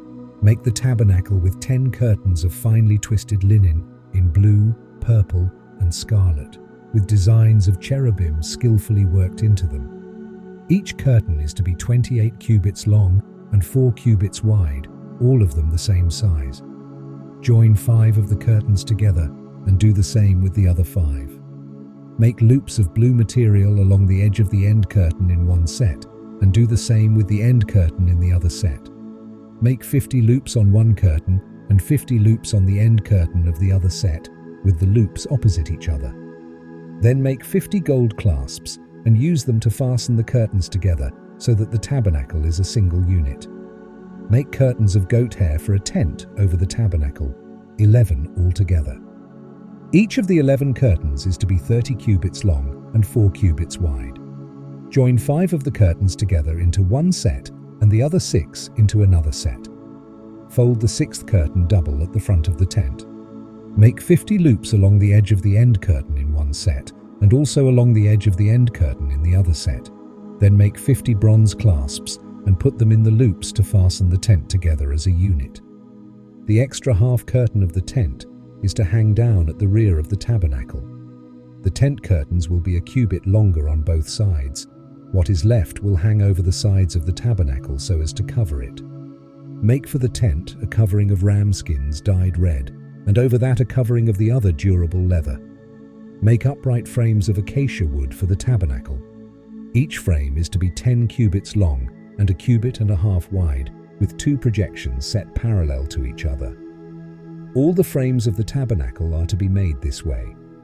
Make 20 frames for the south side of the tabernacle and 40 silver bases to go under them, 2 bases for each frame, 1 under each projection. For the other side, the north side of the tabernacle, make 20 frames and 40 silver bases, 2 under each frame.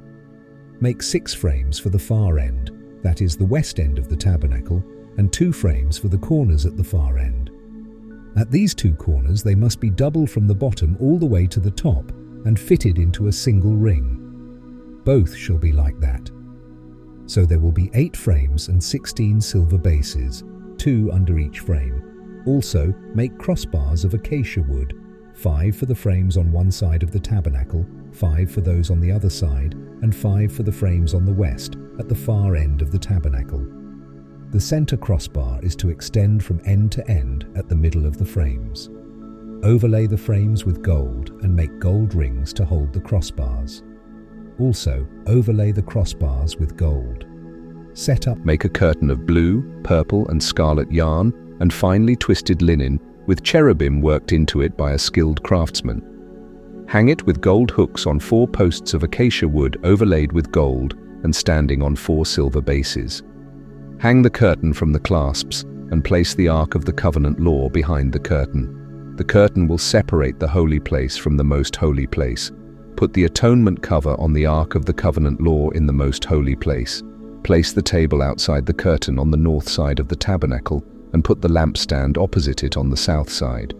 For the entrance to the tent, make a curtain of blue, purple, and scarlet yarn and finely twisted linen, the work of an embroiderer.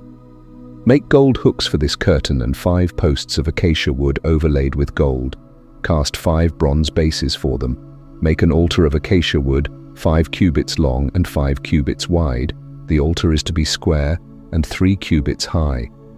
Make a horn at each of the 4 corners so that the horns and the altar are of one piece, and overlay the altar with bronze.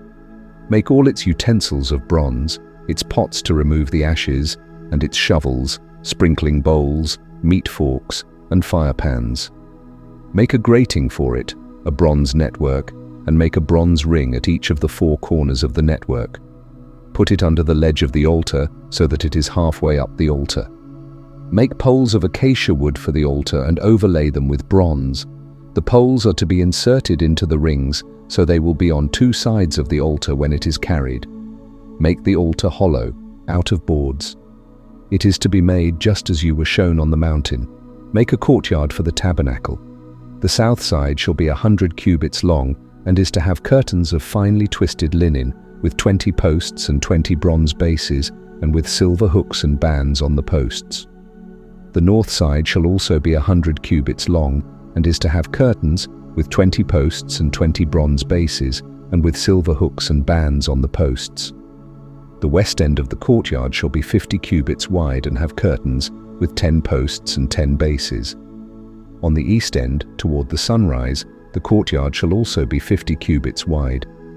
Curtains 15 cubits long are to be on one side of the entrance with 3 posts and 3 bases, and curtains 15 cubits long are to be on the other side with 3 posts and 3 bases.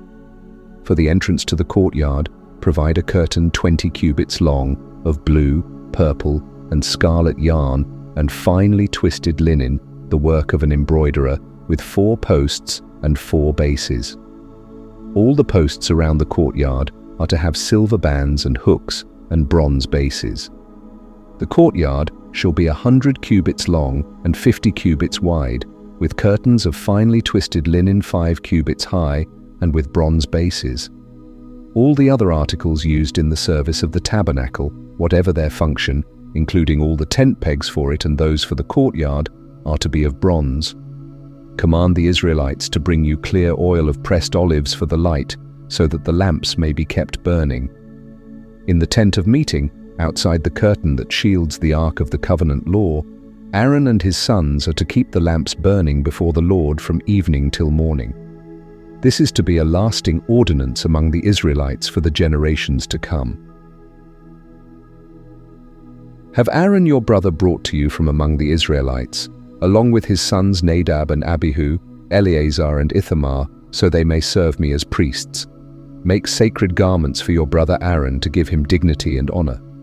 Tell all the skilled workers to whom I have given wisdom in such matters that they are to make garments for Aaron, for his consecration, so he may serve me as a priest.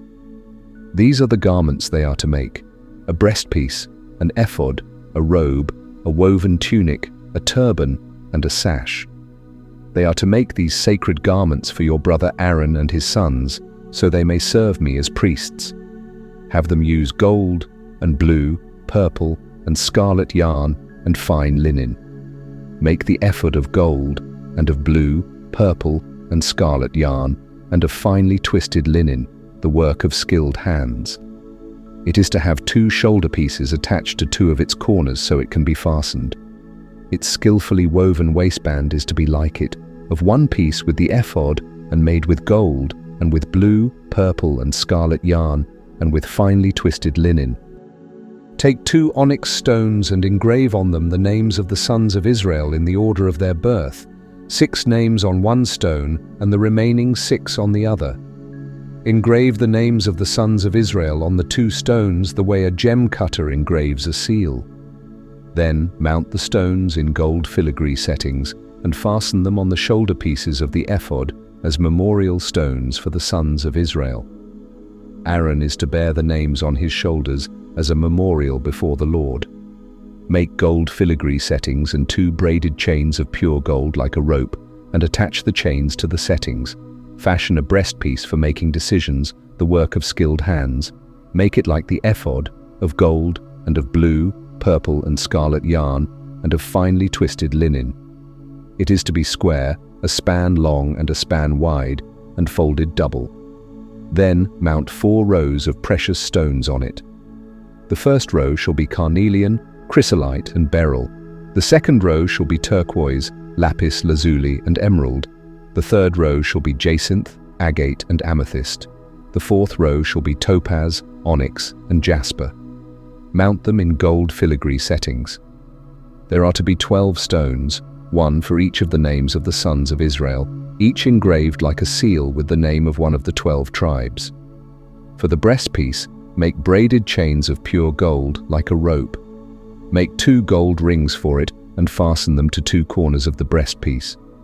Fasten the 2 gold chains to the rings at the corners of the breastpiece and the other ends of the chains to the 2 settings, attaching them to the shoulder pieces of the ephod at the front. Make 2 gold rings and attach them to the other 2 corners of the breastpiece on the inside edge next to the ephod. Make 2 more gold rings and attach them to the bottom of the shoulder pieces on the front of the ephod, close to the seam just above the waistband of the ephod. The rings of the breastpiece are to be tied to the rings of the ephod with blue cord, connecting it to the waistband so that the breastpiece will not swing out from the ephod.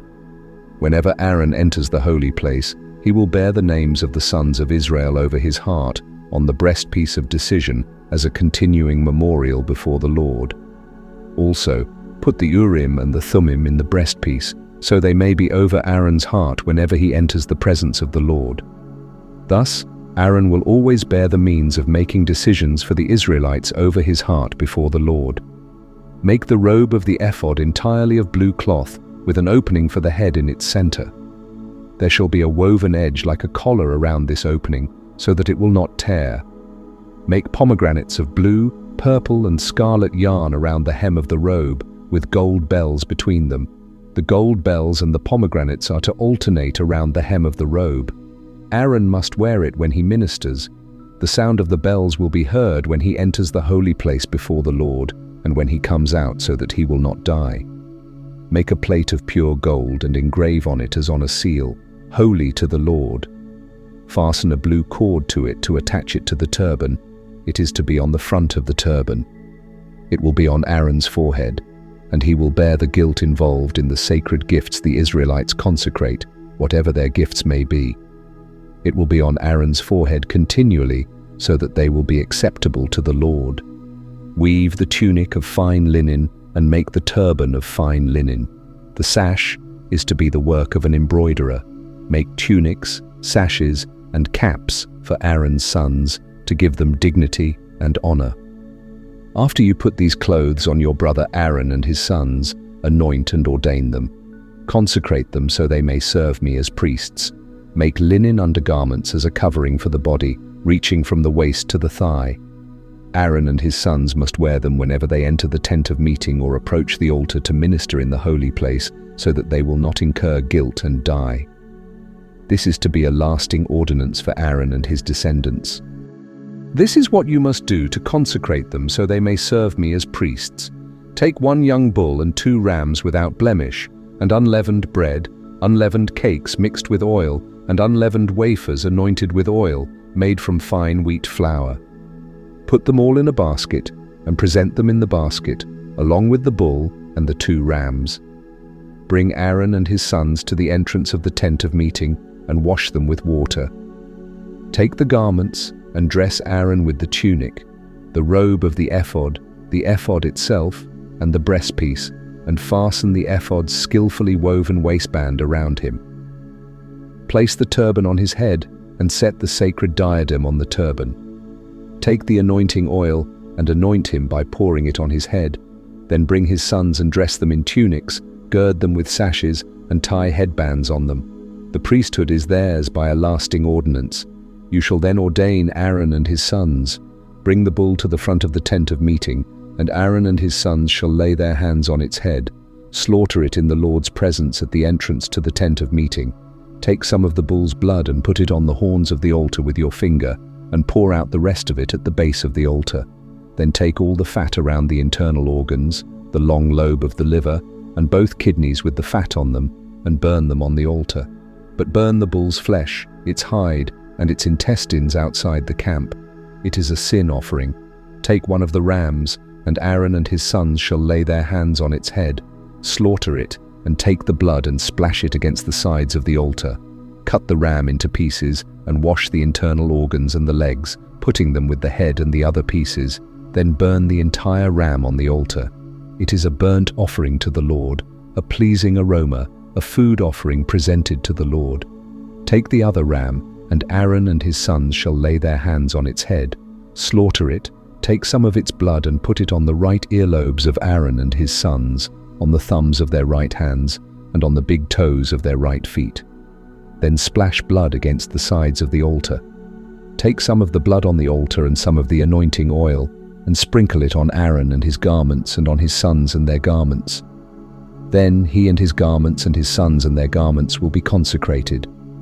Take the fat from the ram, the fat tail, the fat that covers the internal organs, the long lobe of the liver, both kidneys with the fat on them, and the right thigh.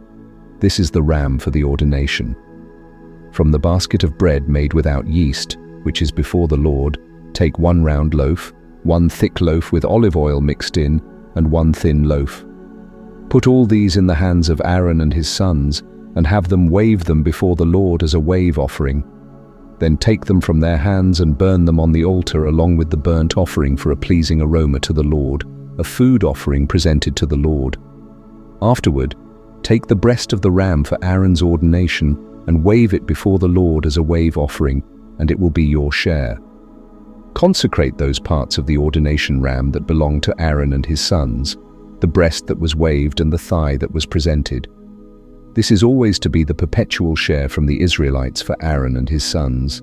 It is the contribution the Israelites are to make to the Lord from their fellowship offerings. Aaron's sacred garments will belong to his descendants so that they can be anointed and ordained in them. The son who succeeds him as priest and comes to the tent of meeting to minister in the holy place is to wear them 7 days. Take the ram for the ordination and cook the meat in a sacred place. Aaron and his sons are to eat the meat of the ram and the bread that is in the basket at the entrance to the tent of meeting. They are to eat these offerings by which atonement was made for their ordination and consecration. But no one else may eat them, because they are sacred. And if any of the meat of the ordination ram or any bread is left over till morning, burn it up. It must not be eaten because it is sacred. Do for Aaron and his sons everything I have commanded you, taking 7 days to ordain them. Sacrifice a bull each day as a sin offering to make atonement. Purify the altar by making atonement for it, and anoint it to consecrate it. For 7 days make atonement for the altar and consecrate it. Then the altar will be most holy, and whatever touches it will be holy. This is what you are to offer on the altar regularly each day: 2 lambs a year old. Offer one in the morning and the other at twilight.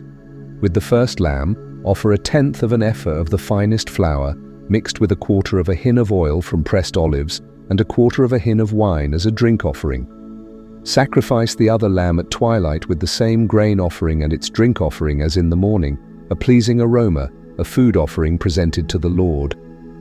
For the generations to come, this burnt offering is to be made regularly at the entrance to the tent of meeting before the Lord. There I will meet you and speak to you. There also I will meet with the Israelites, and the place will be consecrated by my glory. So I will consecrate the tent of meeting and the altar, and will consecrate Aaron and his sons to serve me as priests. Then I will dwell among the Israelites and be their God. They will know that I am the Lord their God, who brought them out of Egypt so that I might dwell among them. I am the Lord their God. Make an altar of acacia wood for burning incense. It is to be square, 1 cubit long and 1 cubit wide, and 2 cubits high, its horns of 1 piece with it. Overlay the top and all the sides and the horns with pure gold, and make a gold molding around it. Make 2 gold rings for the altar below the molding, 2 on each of the opposite sides, to hold the poles used to carry it. Make the poles of acacia wood and overlay them with gold. Put the altar in front of the curtain that shields the ark of the covenant law, before the atonement cover that is over the tablets of the covenant law, where I will meet with you. Aaron must burn fragrant incense on the altar every morning when he tends the lamps.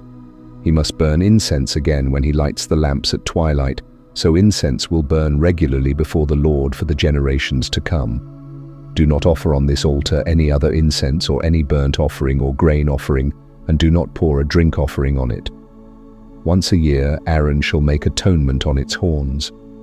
This annual atonement must be made with the blood of the atoning sin offering for the generations to come. It is most holy to the Lord. Then the Lord said to Moses, "When you take a census of the Israelites to count them, each one must pay the Lord a ransom for his life at the time he is counted. Then no plague will come on them when you number them. Each one who crosses over to those already counted is to give a half shekel, according to the sanctuary shekel, which weighs 20 gerahs. This half shekel is an offering to the Lord. All who cross over, those 20 years old or more, are to give an offering to the Lord. The rich are not to give more than a half shekel, and the poor are not to give less when you make the offering to the Lord to atone for your lives. Receive the atonement money from the Israelites and use it for the service of the tent of meeting. It will be a memorial for the Israelites before the Lord, making atonement for your lives." Then the Lord said to Moses, "Make a bronze basin with its bronze stand for washing. Place it between the tent of meeting and the altar and put water in it. Aaron and his sons are to wash their hands and feet with water from it.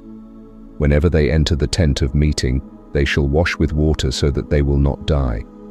Also, when they approach the altar to minister by presenting a food offering to the Lord, they shall wash their hands and feet so that they will not die. This is to be a lasting ordinance for Aaron and his descendants for the generations to come." Then the Lord said to Moses, "Take the following fine spices, 500 shekels of liquid myrrh, half as much, that is 250 shekels, of fragrant cinnamon, 250 shekels of fragrant calamus, 500 shekels of cassia, all according to the sanctuary shekel, and a hin of olive oil. Make these into a sacred anointing oil, a fragrant blend, the work of a perfumer. It will be the sacred anointing oil. Then use it to anoint the tent of meeting, the ark of the covenant law, the table and all its articles, the lampstand and its accessories, the altar of incense, the altar of burnt offering and all its utensils, and the basin with its stand. You shall consecrate them so they will be most holy, and whatever touches them will be holy. Anoint Aaron and his sons, and consecrate them so they may serve me as priests. Say to the Israelites, this is to be my sacred anointing oil for the generations to come. Do not pour it on anyone else's body, and do not make any other oil using the same formula. It is sacred, and you are to consider it sacred. Whoever makes perfume like it and puts it on anyone other than a priest must be cut off from their people. Then the Lord said to Moses, take fragrant spices, gum resin, onycha and galbanum, and pure frankincense, all in equal amounts, and make a fragrant blend of incense, the work of a perfumer. It is to be salted and pure and sacred. Grind some of it to powder and place it in front of the ark of the covenant law in the tent of meeting, where I will meet with you. It shall be most holy to you. Do not make any incense with this formula for yourselves. Consider it holy to the Lord. Whoever makes incense like it to enjoy its fragrance must be cut off from their people. The Lord spoke to Moses, saying, see, I have chosen Bezalel, son of Uri, son of Hur, from the tribe of Judah. I have filled him with the Spirit of God, giving him wisdom, understanding, knowledge, and skill in all kinds of crafts. He can design artistic works in gold, silver, and bronze, cut stones for setting, and carve wood for every kind of craftsmanship. I have also appointed Oholiab, son of Ahisamach, from the tribe of Dan, to assist him. I have given skill to all the craftsmen to carry out everything I have commanded you, the tent of meeting, the ark of the testimony, the mercy seat on it, all the furnishings of the tent, the table and its utensils, the pure gold lampstand and its utensils, the altar of incense, the altar of burnt offering with all its utensils, the basin with its stand, the woven garments, the holy garments for Aaron the priest, the garments for his sons to serve as priests, the anointing oil, and the fragrant incense for the holy place. They shall make them according to all that I have commanded you. The Lord also said to Moses, speak to the Israelites and say, you must observe my Sabbaths. This will be a sign between me and you for the generations to come, so that you may know that I am the Lord who makes you holy. Observe the Sabbath, for it is holy to you. Anyone who desecrates it must be put to death. Whoever does any work on that day must be cut off from his people. For 6 days work may be done, but the 7th day is a Sabbath of complete rest, holy to the Lord. Whoever does any work on the Sabbath day must be put to death. The Israelites must observe the Sabbath, celebrating it for the generations to come as a lasting covenant. It will be a sign between me and the Israelites forever, for in 6 days the Lord made the heavens and the earth, and on the 7th day he rested and was refreshed. When the Lord finished speaking to Moses on Mount Sinai, he gave him the 2 tablets of the testimony, stone tablets inscribed by the finger of God. Meanwhile, when the people saw that Moses was delayed in coming down from the mountain, they gathered around Aaron and said to him, come, make us gods who will go before us. As for this Moses who brought us up out of Egypt, we don't know what has happened to him. Aaron told them to take off the gold earrings that their wives, sons, and daughters were wearing and bring them to him. So all the people took off their gold earrings and brought them to Aaron. He took what they handed him and made it into an idol cast in the shape of a calf, fashioning it with a tool. Then they said, these are your gods, Israel, who brought you up out of Egypt. When Aaron saw this, he built an altar in front of the calf and announced, tomorrow there will be a festival to the Lord. So the next day the people rose early, sacrificed burnt offerings, and presented fellowship offerings. Afterward, they sat down to eat and drink, and got up to indulge in revelry. Then the Lord said to Moses, go down, because your people, whom you brought up out of Egypt, have corrupted themselves. They have quickly turned away from what I commanded them and have made an idol cast in the shape of a calf. They have bowed down to it and sacrificed to it and have said, 'These are your gods, Israel, who brought you up out of Egypt.' I have seen these people," the Lord said to Moses, "and they are a stiff-necked people. Now leave me alone so that my anger may burn against them and that I may destroy them. Then I will make you into a great nation." But Moses sought the favor of the Lord his God. "Lord," he said, "why should your anger burn against your people, whom you brought out of Egypt with great power and a mighty hand? Why should the Egyptians say, 'It was with evil intent that he brought them out, to kill them in the mountains and to wipe them off the face of the earth'? Turn from your fierce anger, relent and do not bring disaster on your people. Remember your servants Abraham, Isaac, and Israel, to whom you swore by your own self.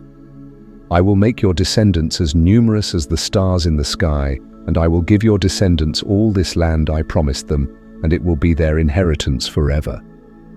Then the Lord relented and did not bring on his people the disaster he had threatened. Moses turned and went down the mountain with the 2 tablets of the covenant law in his hands. The tablets were the work of God. The writing was the writing of God, engraved on the tablets. When Joshua heard the noise of the people shouting, he said to Moses, "There is the sound of war in the camp." Moses replied, "It is not the sound of victory, it is not the sound of defeat, it is the sound of singing that I hear." When Moses approached the camp and saw the calf and the dancing, his anger burned, and he threw the tablets out of his hands, breaking them to pieces at the foot of the mountain. He took the calf the people had made and burned it in the fire. Then he ground it to powder, scattered it on the water, and made the Israelites drink it. He said to Aaron, "What did these people do to you, that you led them into such great sin?" Aaron answered, "Do not be angry, my lord. You know how prone these people are to evil. They said to me, 'Make us gods who will go before us.' As for this fellow Moses who brought us up out of Egypt, we don't know what has happened to him." So I told them, "Whoever has any gold jewelry, take it off." Then they gave me the gold, and I threw it into the fire, and out came this calf. Moses saw that the people were running wild, and that Aaron had let them get out of control, and so become a laughingstock to their enemies. So he stood at the entrance to the camp and said, "Whoever is for the Lord, come to me." And all the Levites rallied to him. Then he said to them, "This is what the Lord, the God of Israel, says, each man strap a sword to his side. Go back and forth through the camp from one end to the other, each killing his brother and friend and neighbor." The Levites did as Moses commanded, and that day about 3,000 of the people died. Then Moses said, "You have been set apart to the Lord today, for you were against your own sons and brothers, and he has blessed you this day." The next day, Moses said to the people, "You have committed a great sin, but now I will go up to the Lord. Perhaps I can make atonement for your sin." So Moses went back to the Lord and said, "Oh, what a great sin these people have committed. They have made themselves gods of gold. But now, please forgive their sin. But if not, then blot me out of the book you have written." The Lord replied to Moses, "Whoever has sinned against me, I will blot out of my book. Now go, lead the people to the place I spoke of, and my angel will go before you. However, when the time comes for me to punish, I will punish them for their sin." And the Lord struck the people with a plague because of what they did with the calf Aaron had made. Then the Lord said to Moses, "Leave this place, you and the people you brought up out of Egypt, and go to the land I promised on oath to Abraham, Isaac, and Jacob, saying, 'I will give it to your descendants.' I will send an angel before you and drive out the Canaanites, Amorites, Hittites, Perizzites, Hivites, and Jebusites. Go up to the land flowing with milk and honey. But I will not go with you, because you are a stiff-necked people, and I might destroy you on the way." When the people heard these distressing words, they began to mourn and did not put on any ornaments. For the Lord had said to Moses, "Tell the Israelites, 'You are a stiff-necked people. If I were to go with you even for a moment, I might destroy you. Now take off your ornaments and I will decide what to do with you.'" So the Israelites stripped off their ornaments at Mount Horeb. Now Moses used to take a tent and pitch it outside the camp some distance away, calling it the tent of meeting. Anyone inquiring of the Lord would go to the tent of meeting outside the camp. And whenever Moses went out to the tent, all the people rose and stood at the entrances to their tents, watching Moses until he entered the tent. As Moses went into the tent, the pillar of cloud would come down and stay at the entrance, while the Lord spoke with Moses. Whenever the people saw the pillar of cloud standing at the entrance to the tent, they all stood and worshipped, each at the entrance to their tent. The Lord would speak to Moses face to face, as one speaks to a friend. Then Moses would return to the camp, but his young aide Joshua, son of Nun, did not leave the tent. Moses said to the Lord, "You have been telling me, 'Lead these people,' but you have not let me know whom you will send with me. You have said, 'I know you by name, and you have found favor with me.' If you are pleased with me, teach me your ways, so I may know you and continue to find favor with you. Remember that this nation is your people." The Lord replied, "My presence will go with you, and I will give you rest." Then Moses said to him, "If your presence does not go with us, do not send us up from here. How will anyone know that you are pleased with me and with your people unless you go with us? What else will distinguish me and your people from all the other people on the face of the earth?" And the Lord said to Moses, "I will do the very thing you have asked, because I am pleased with you and I know you by name." Then Moses said, "Now show me your glory." And the Lord said, "I will cause all my goodness to pass in front of you, and I will proclaim my name, the Lord, in your presence. I will have mercy on whom I will have mercy, and I will have compassion on whom I will have compassion. But," he said, "you cannot see my face, for no one may see me and live." Then the Lord said, "There is a place near me where you may stand on a rock. When my glory passes by, I will put you in a cleft in the rock and cover you with my hand until I have passed by. Then I will remove my hand and you will see my back, but my face must not be seen." The Lord said to Moses, "Chisel out 2 stone tablets like the first ones, and I will write on them the words that were on the first tablets, which you broke. Be ready in the morning and come up on Mount Sinai. Present yourself to me there on top of the mountain. No one is to come with you or be seen anywhere on the mountain. Not even the flocks and herds may graze in front of the mountain." So Moses chiseled out 2 stone tablets like the first ones and went up Mount Sinai early in the morning, as the Lord had commanded him. He carried the 2 stone tablets in his hands. Then the Lord came down in the cloud and stood there with him and proclaimed his name, the Lord. As he passed in front of Moses, he proclaimed, the Lord, the compassionate and gracious God, slow to anger, abounding in love and faithfulness, maintaining love to thousands, and forgiving wickedness, rebellion, and sin. Yet he does not leave the guilty unpunished. He punishes the children and their children for the sin of the parents to the 3rd and 4th generation." Moses quickly bowed to the ground and worshipped. He said, "Lord, if I have found favor in your eyes, then let the Lord go with us. Although this is a stiff-necked people, forgive our wickedness and our sin, and take us as your inheritance." Then the Lord said, "I am making a covenant with you.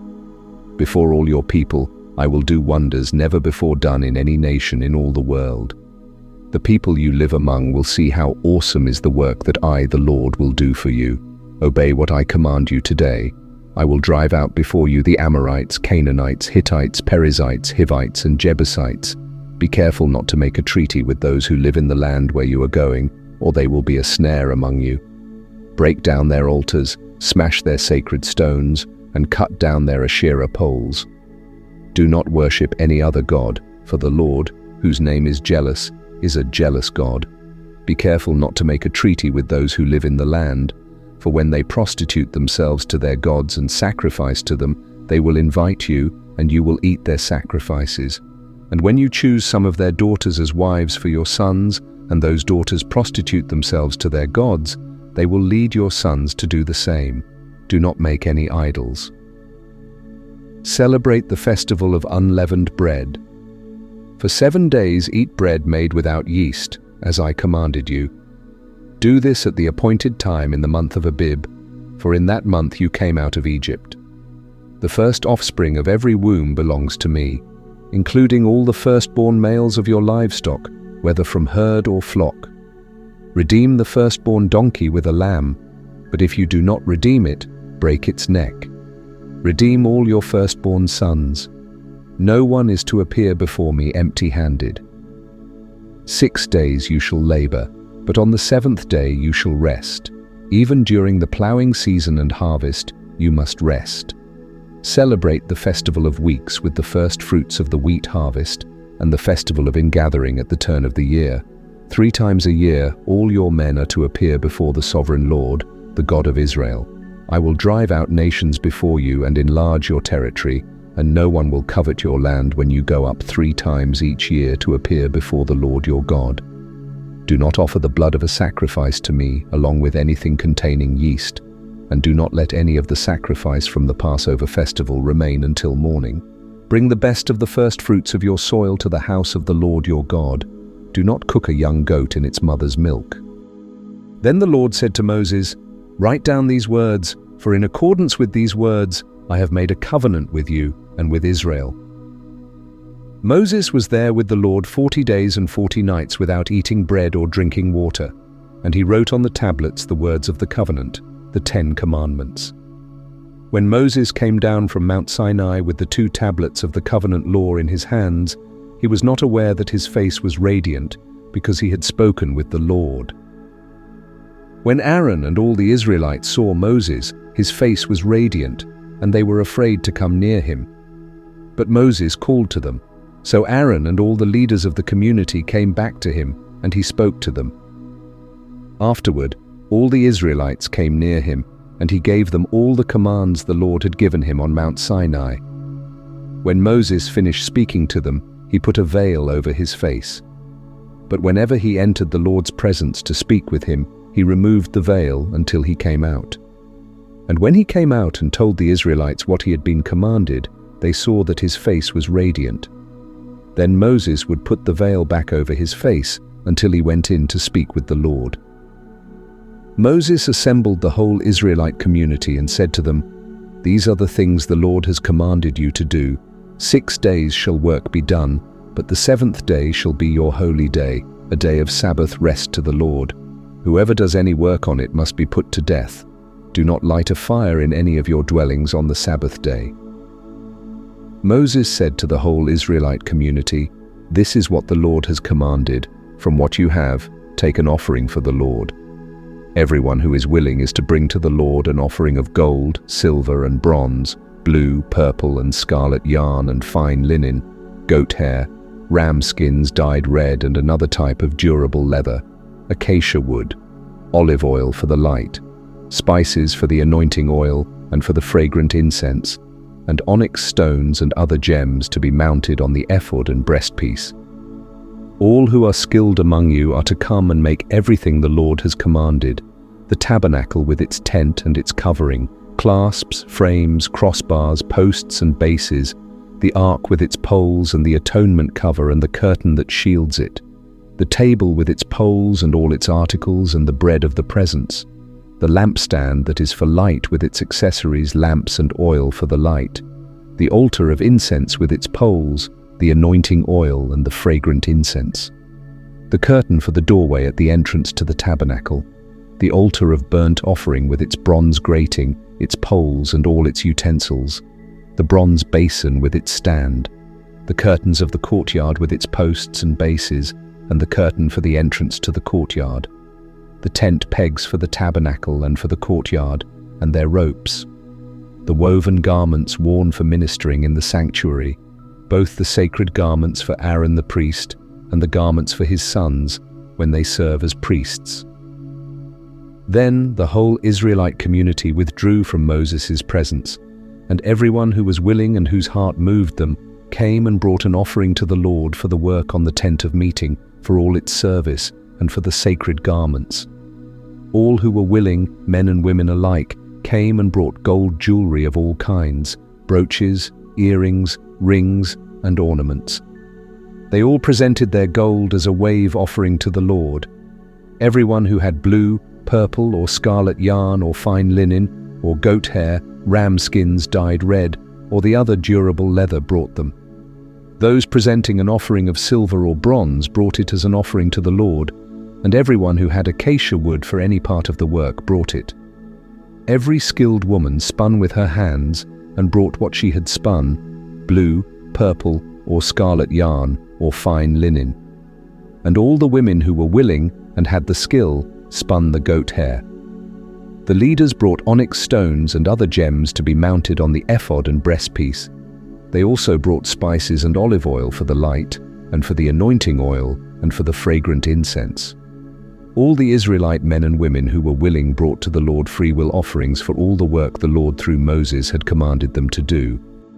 Then Moses said to the Israelites, "See, the Lord has chosen Bezalel son of Uri, the son of Hur, of the tribe of Judah, and he has filled him with the Spirit of God, with wisdom, with understanding, with knowledge, and with all kinds of skills, to make artistic designs for work in gold, silver, and bronze, to cut and set stones, to work in wood, and to engage in all kinds of artistic crafts.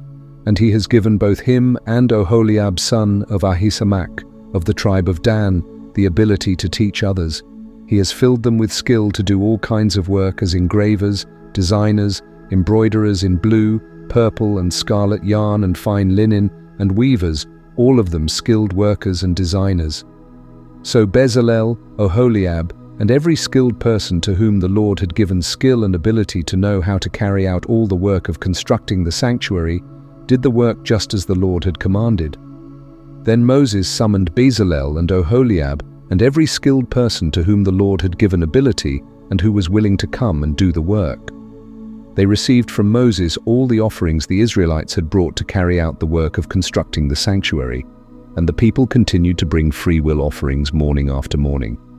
So all the skilled workers who were doing all the work on the sanctuary left what they were doing and said to Moses, "The people are bringing more than enough for doing the work the Lord commanded to be done." Then Moses gave an order, and they sent this word throughout the camp: "No man or woman is to make anything else as an offering for the sanctuary." And so the people were restrained from bringing more, because what they already had was more than enough to do all the work. All those who were skilled among the workers made the tabernacle with 10 curtains of finely twisted linen and blue, purple, and scarlet yarn, with cherubim woven into them by expert hands. All the curtains were the same size, 28 cubits long and 4 cubits wide. They joined 5 of the curtains together and did the same with the other 5. Then they made loops of blue material along the edge of the end curtain in one set, and the same was done with the end curtain in the other set. They also made 50 loops on one curtain and 50 loops on the end curtain of the other set, with the loops opposite each other. Then they made 50 gold clasps and used them to fasten the 2 sets of curtains together so that the tabernacle was a unit. They made curtains of goat hair for the tent over the tabernacle, 11 altogether. All 11 curtains were the same size, 30 cubits long and 4 cubits wide. They joined 5 of the curtains into one set and the other 6 into another set. Then they made 50 loops along the edge of the end curtain in one set and also along the edge of the end curtain in the other set. They made 50 bronze clasps to fasten the tent together as a unit. Then they made for the tent a covering of ram skins dyed red, and over that a covering of the other durable leather. They made upright frames of acacia wood for the tabernacle. Each frame was 10 cubits long and a cubit and a half wide, with 2 projections set parallel to each other. They made all the frames of the tabernacle in this way. They made 20 frames for the south side of the tabernacle and made 40 silver bases to go under them, 2 bases for each frame, 1 under each projection.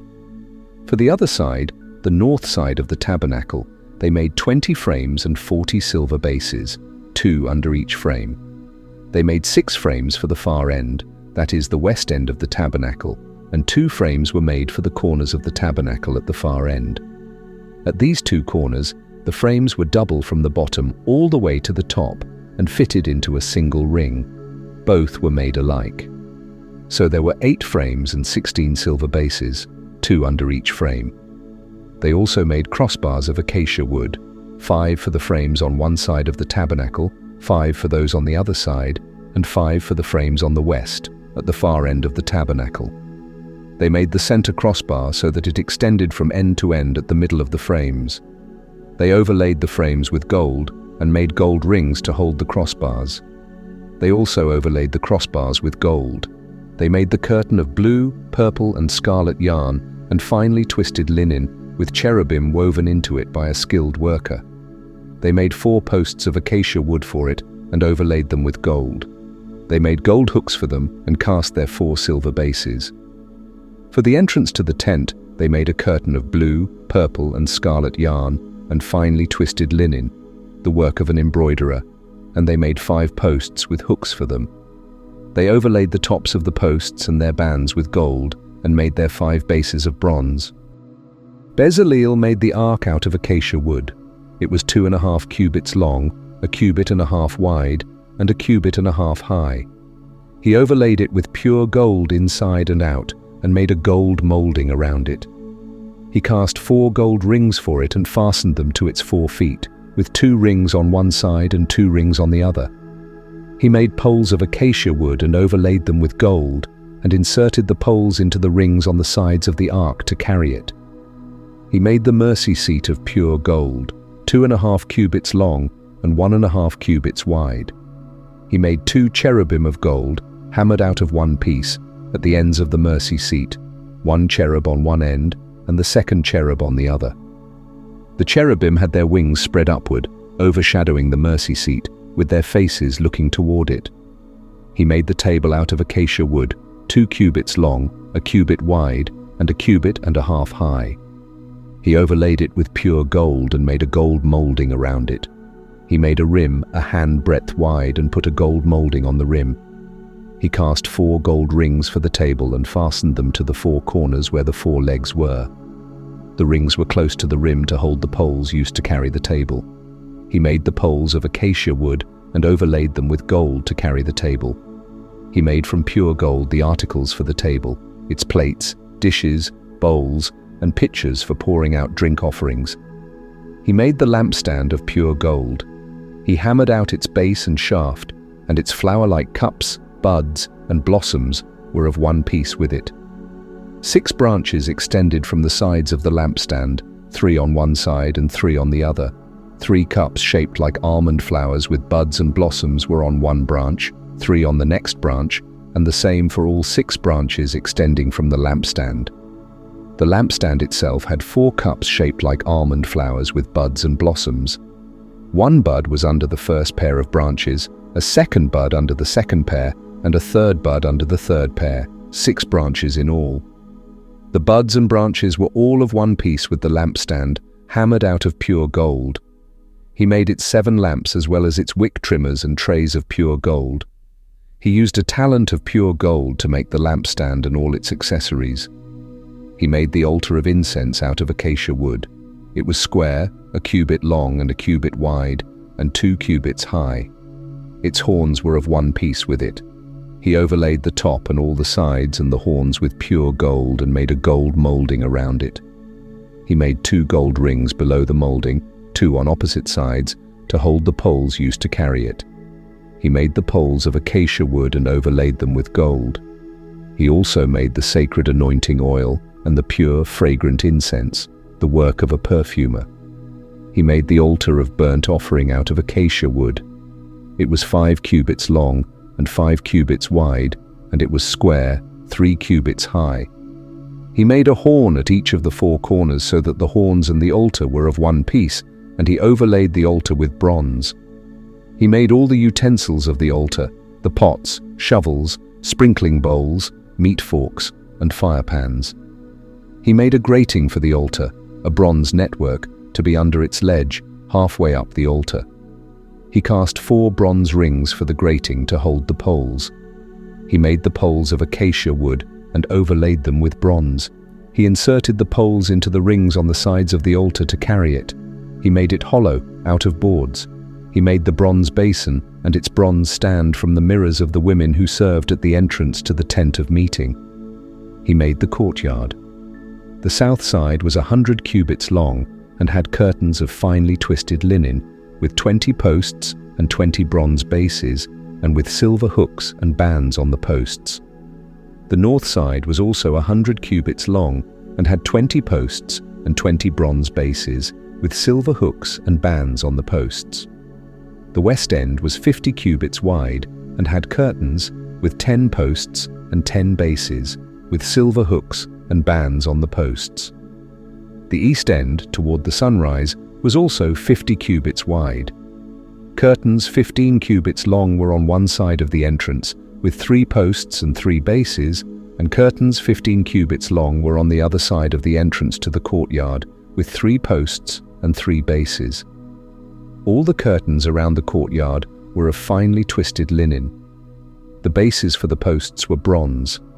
The hooks and bands on the posts were silver, and their tops were overlaid with silver. So all the posts of the courtyard had silver bands.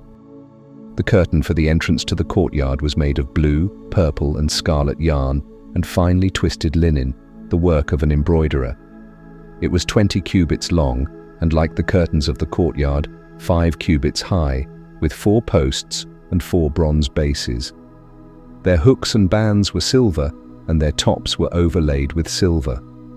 All the tent pegs of the tabernacle and of the surrounding courtyard were bronze. These are the amounts of the materials used for the tabernacle of the covenant law, which were recorded at Moses' command by the Levites, under the direction of Ithamar son of Aaron, the priest. Bezalel son of Uri, the son of Hur, of the tribe of Judah, made everything the Lord commanded Moses. With him was Oholiab son of Ahisamach, of the tribe of Dan, a skilled worker and designer and embroiderer in blue, purple, and scarlet yarn and fine linen. The total amount of the gold from the wave offering used for all the work on the sanctuary was 29 talents and 730 shekels, according to the sanctuary shekel. The silver obtained from those of the community who were counted in the census was 100 talents and 1,775 shekels, according to the sanctuary shekel, 1 beker per person, that is, half a shekel, according to the sanctuary shekel, from everyone who had crossed over to those counted, 20 years old or more, a total of 603,550 men. The 100 talents of silver were used to cast the bases for the sanctuary and for the curtain, 100 bases from the 100 talents, 1 talent for each base. They used the 1,775 shekels to make the hooks for the posts, to overlay the tops of the posts, and to make their bands. The bronze from the wave offering was 70 talents and 2,400 shekels. They used it to make the bases for the entrance to the tent of meeting, the bronze altar with its bronze grating and all its utensils, the bases for the surrounding courtyard and those for its entrance, and all the tent pegs for the tabernacle and those for the surrounding courtyard. From the blue, purple, and scarlet yarn, they made woven garments for ministering in the sanctuary. They also made sacred garments for Aaron, as the Lord commanded Moses. They made the ephod of gold, and of blue, purple, and scarlet yarn, and of finely twisted linen. They hammered out thin sheets of gold, and cut strands to be worked into the blue, purple, and scarlet yarn, and fine linen, the work of skilled hands. They made shoulder pieces for the ephod, which were attached to 2 of its corners so it could be fastened. Its skillfully woven waistband was like it, of 1 piece with the ephod, and made with gold, and with blue, purple, and scarlet yarn, and with finely twisted linen, as the Lord commanded Moses. They mounted the onyx stones in gold filigree settings, and engraved them like a seal with the names of the sons of Israel. Then they fastened them on the shoulder pieces of the ephod as memorial stones for the sons of Israel, as the Lord commanded Moses. They fashioned the breastpiece, the work of a skilled craftsman. They made it like the ephod, of gold, and of blue, purple, and scarlet yarn, and of finely twisted linen.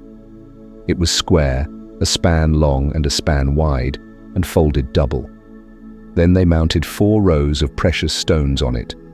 The first row was carnelian, chrysolite, and beryl. The second row was turquoise, lapis lazuli, and emerald. The third row was jacinth, agate, and amethyst. The fourth row was topaz, onyx, and jasper. They were mounted in gold filigree settings. There were 12 stones, one for each of the names of the sons of Israel, each engraved like a seal with the name of one of the 12 tribes. For the breastpiece, they made braided chains of pure gold, like a rope. They made 2 gold filigree settings and 2 gold rings, and fastened the rings to 2 of the corners of the breastpiece. They fastened the 2 gold chains to the rings at the corners of the breastpiece and the other ends of the chains to the 2 settings, attaching them to the shoulder pieces of the ephod at the front. They made 2 gold rings and attached them to the other 2 corners of the breastpiece on the inside edge next to the ephod. Then they made 2 more gold rings and attached them to the bottom of the shoulder pieces on the front of the ephod, close to the seam, just above the waistband of the ephod. They tied the rings of the breastpiece to the rings of the ephod with a blue cord, connecting it to the waistband so that the breastpiece would not swing out from the ephod, as the Lord commanded Moses. They made the robe of the ephod entirely of blue cloth, the work of a weaver, with an opening in the center of the robe like the opening of a collar, and a band around this opening so that it would not tear. They made pomegranates of blue, purple, and scarlet yarn and finely twisted linen around the hem of the robe.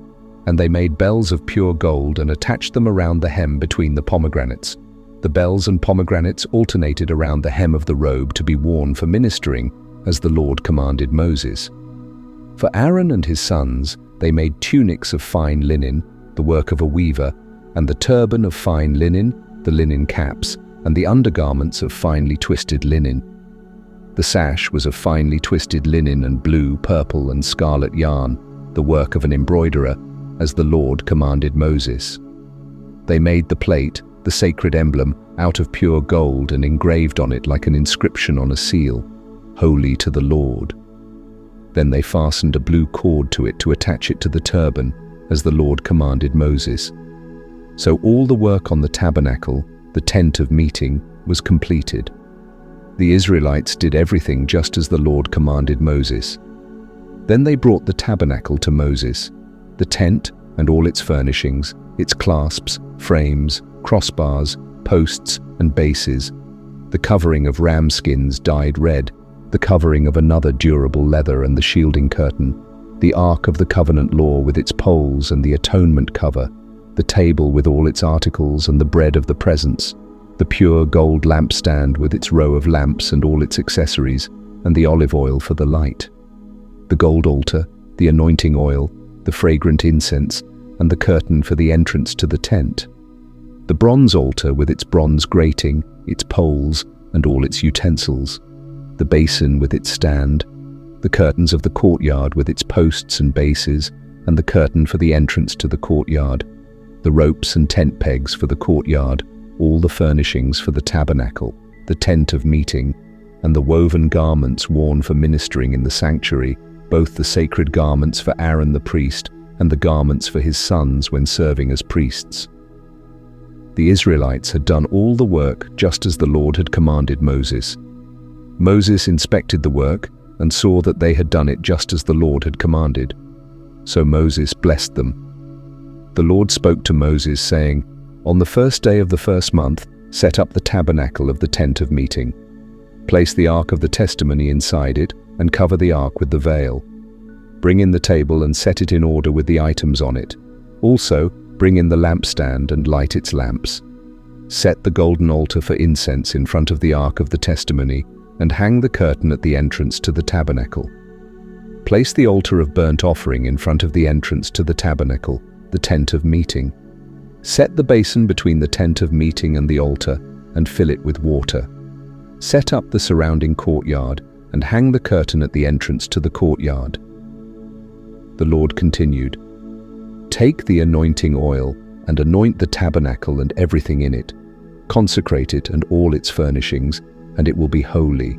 Anoint the altar of burnt offering and all its utensils. Consecrate the altar, and it will be most holy. Anoint the basin and its stand, and consecrate them."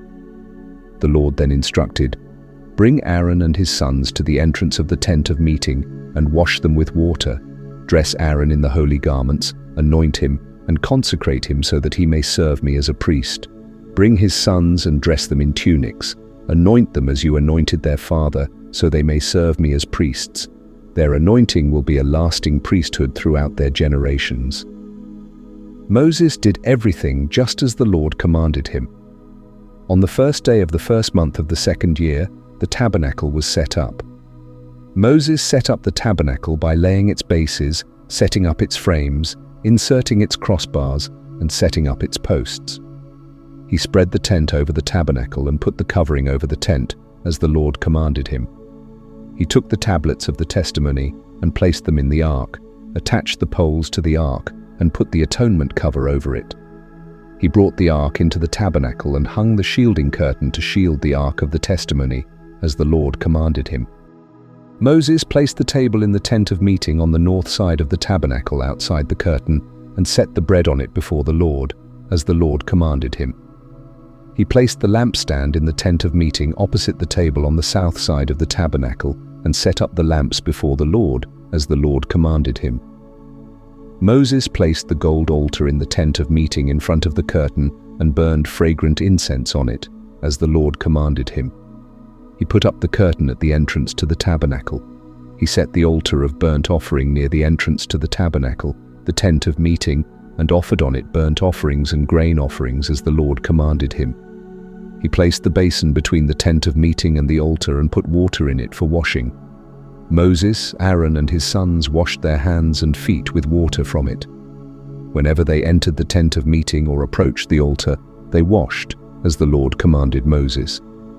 Then Moses set up the courtyard around the tabernacle and the altar and put up the curtain at the entrance to the courtyard. And so Moses completed the work. Then the cloud covered the tent of meeting, and the glory of the Lord filled the tabernacle. Moses could not enter the tent of meeting because the cloud had settled on it, and the glory of the Lord filled the tabernacle. In all the travels of the Israelites, whenever the cloud lifted from above the tabernacle, they would set out. But if the cloud did not lift, they did not set out, until the day it lifted. So the cloud of the Lord was over the tabernacle by day, and fire was in the cloud by night, in the sight of all the Israelites during all their travels.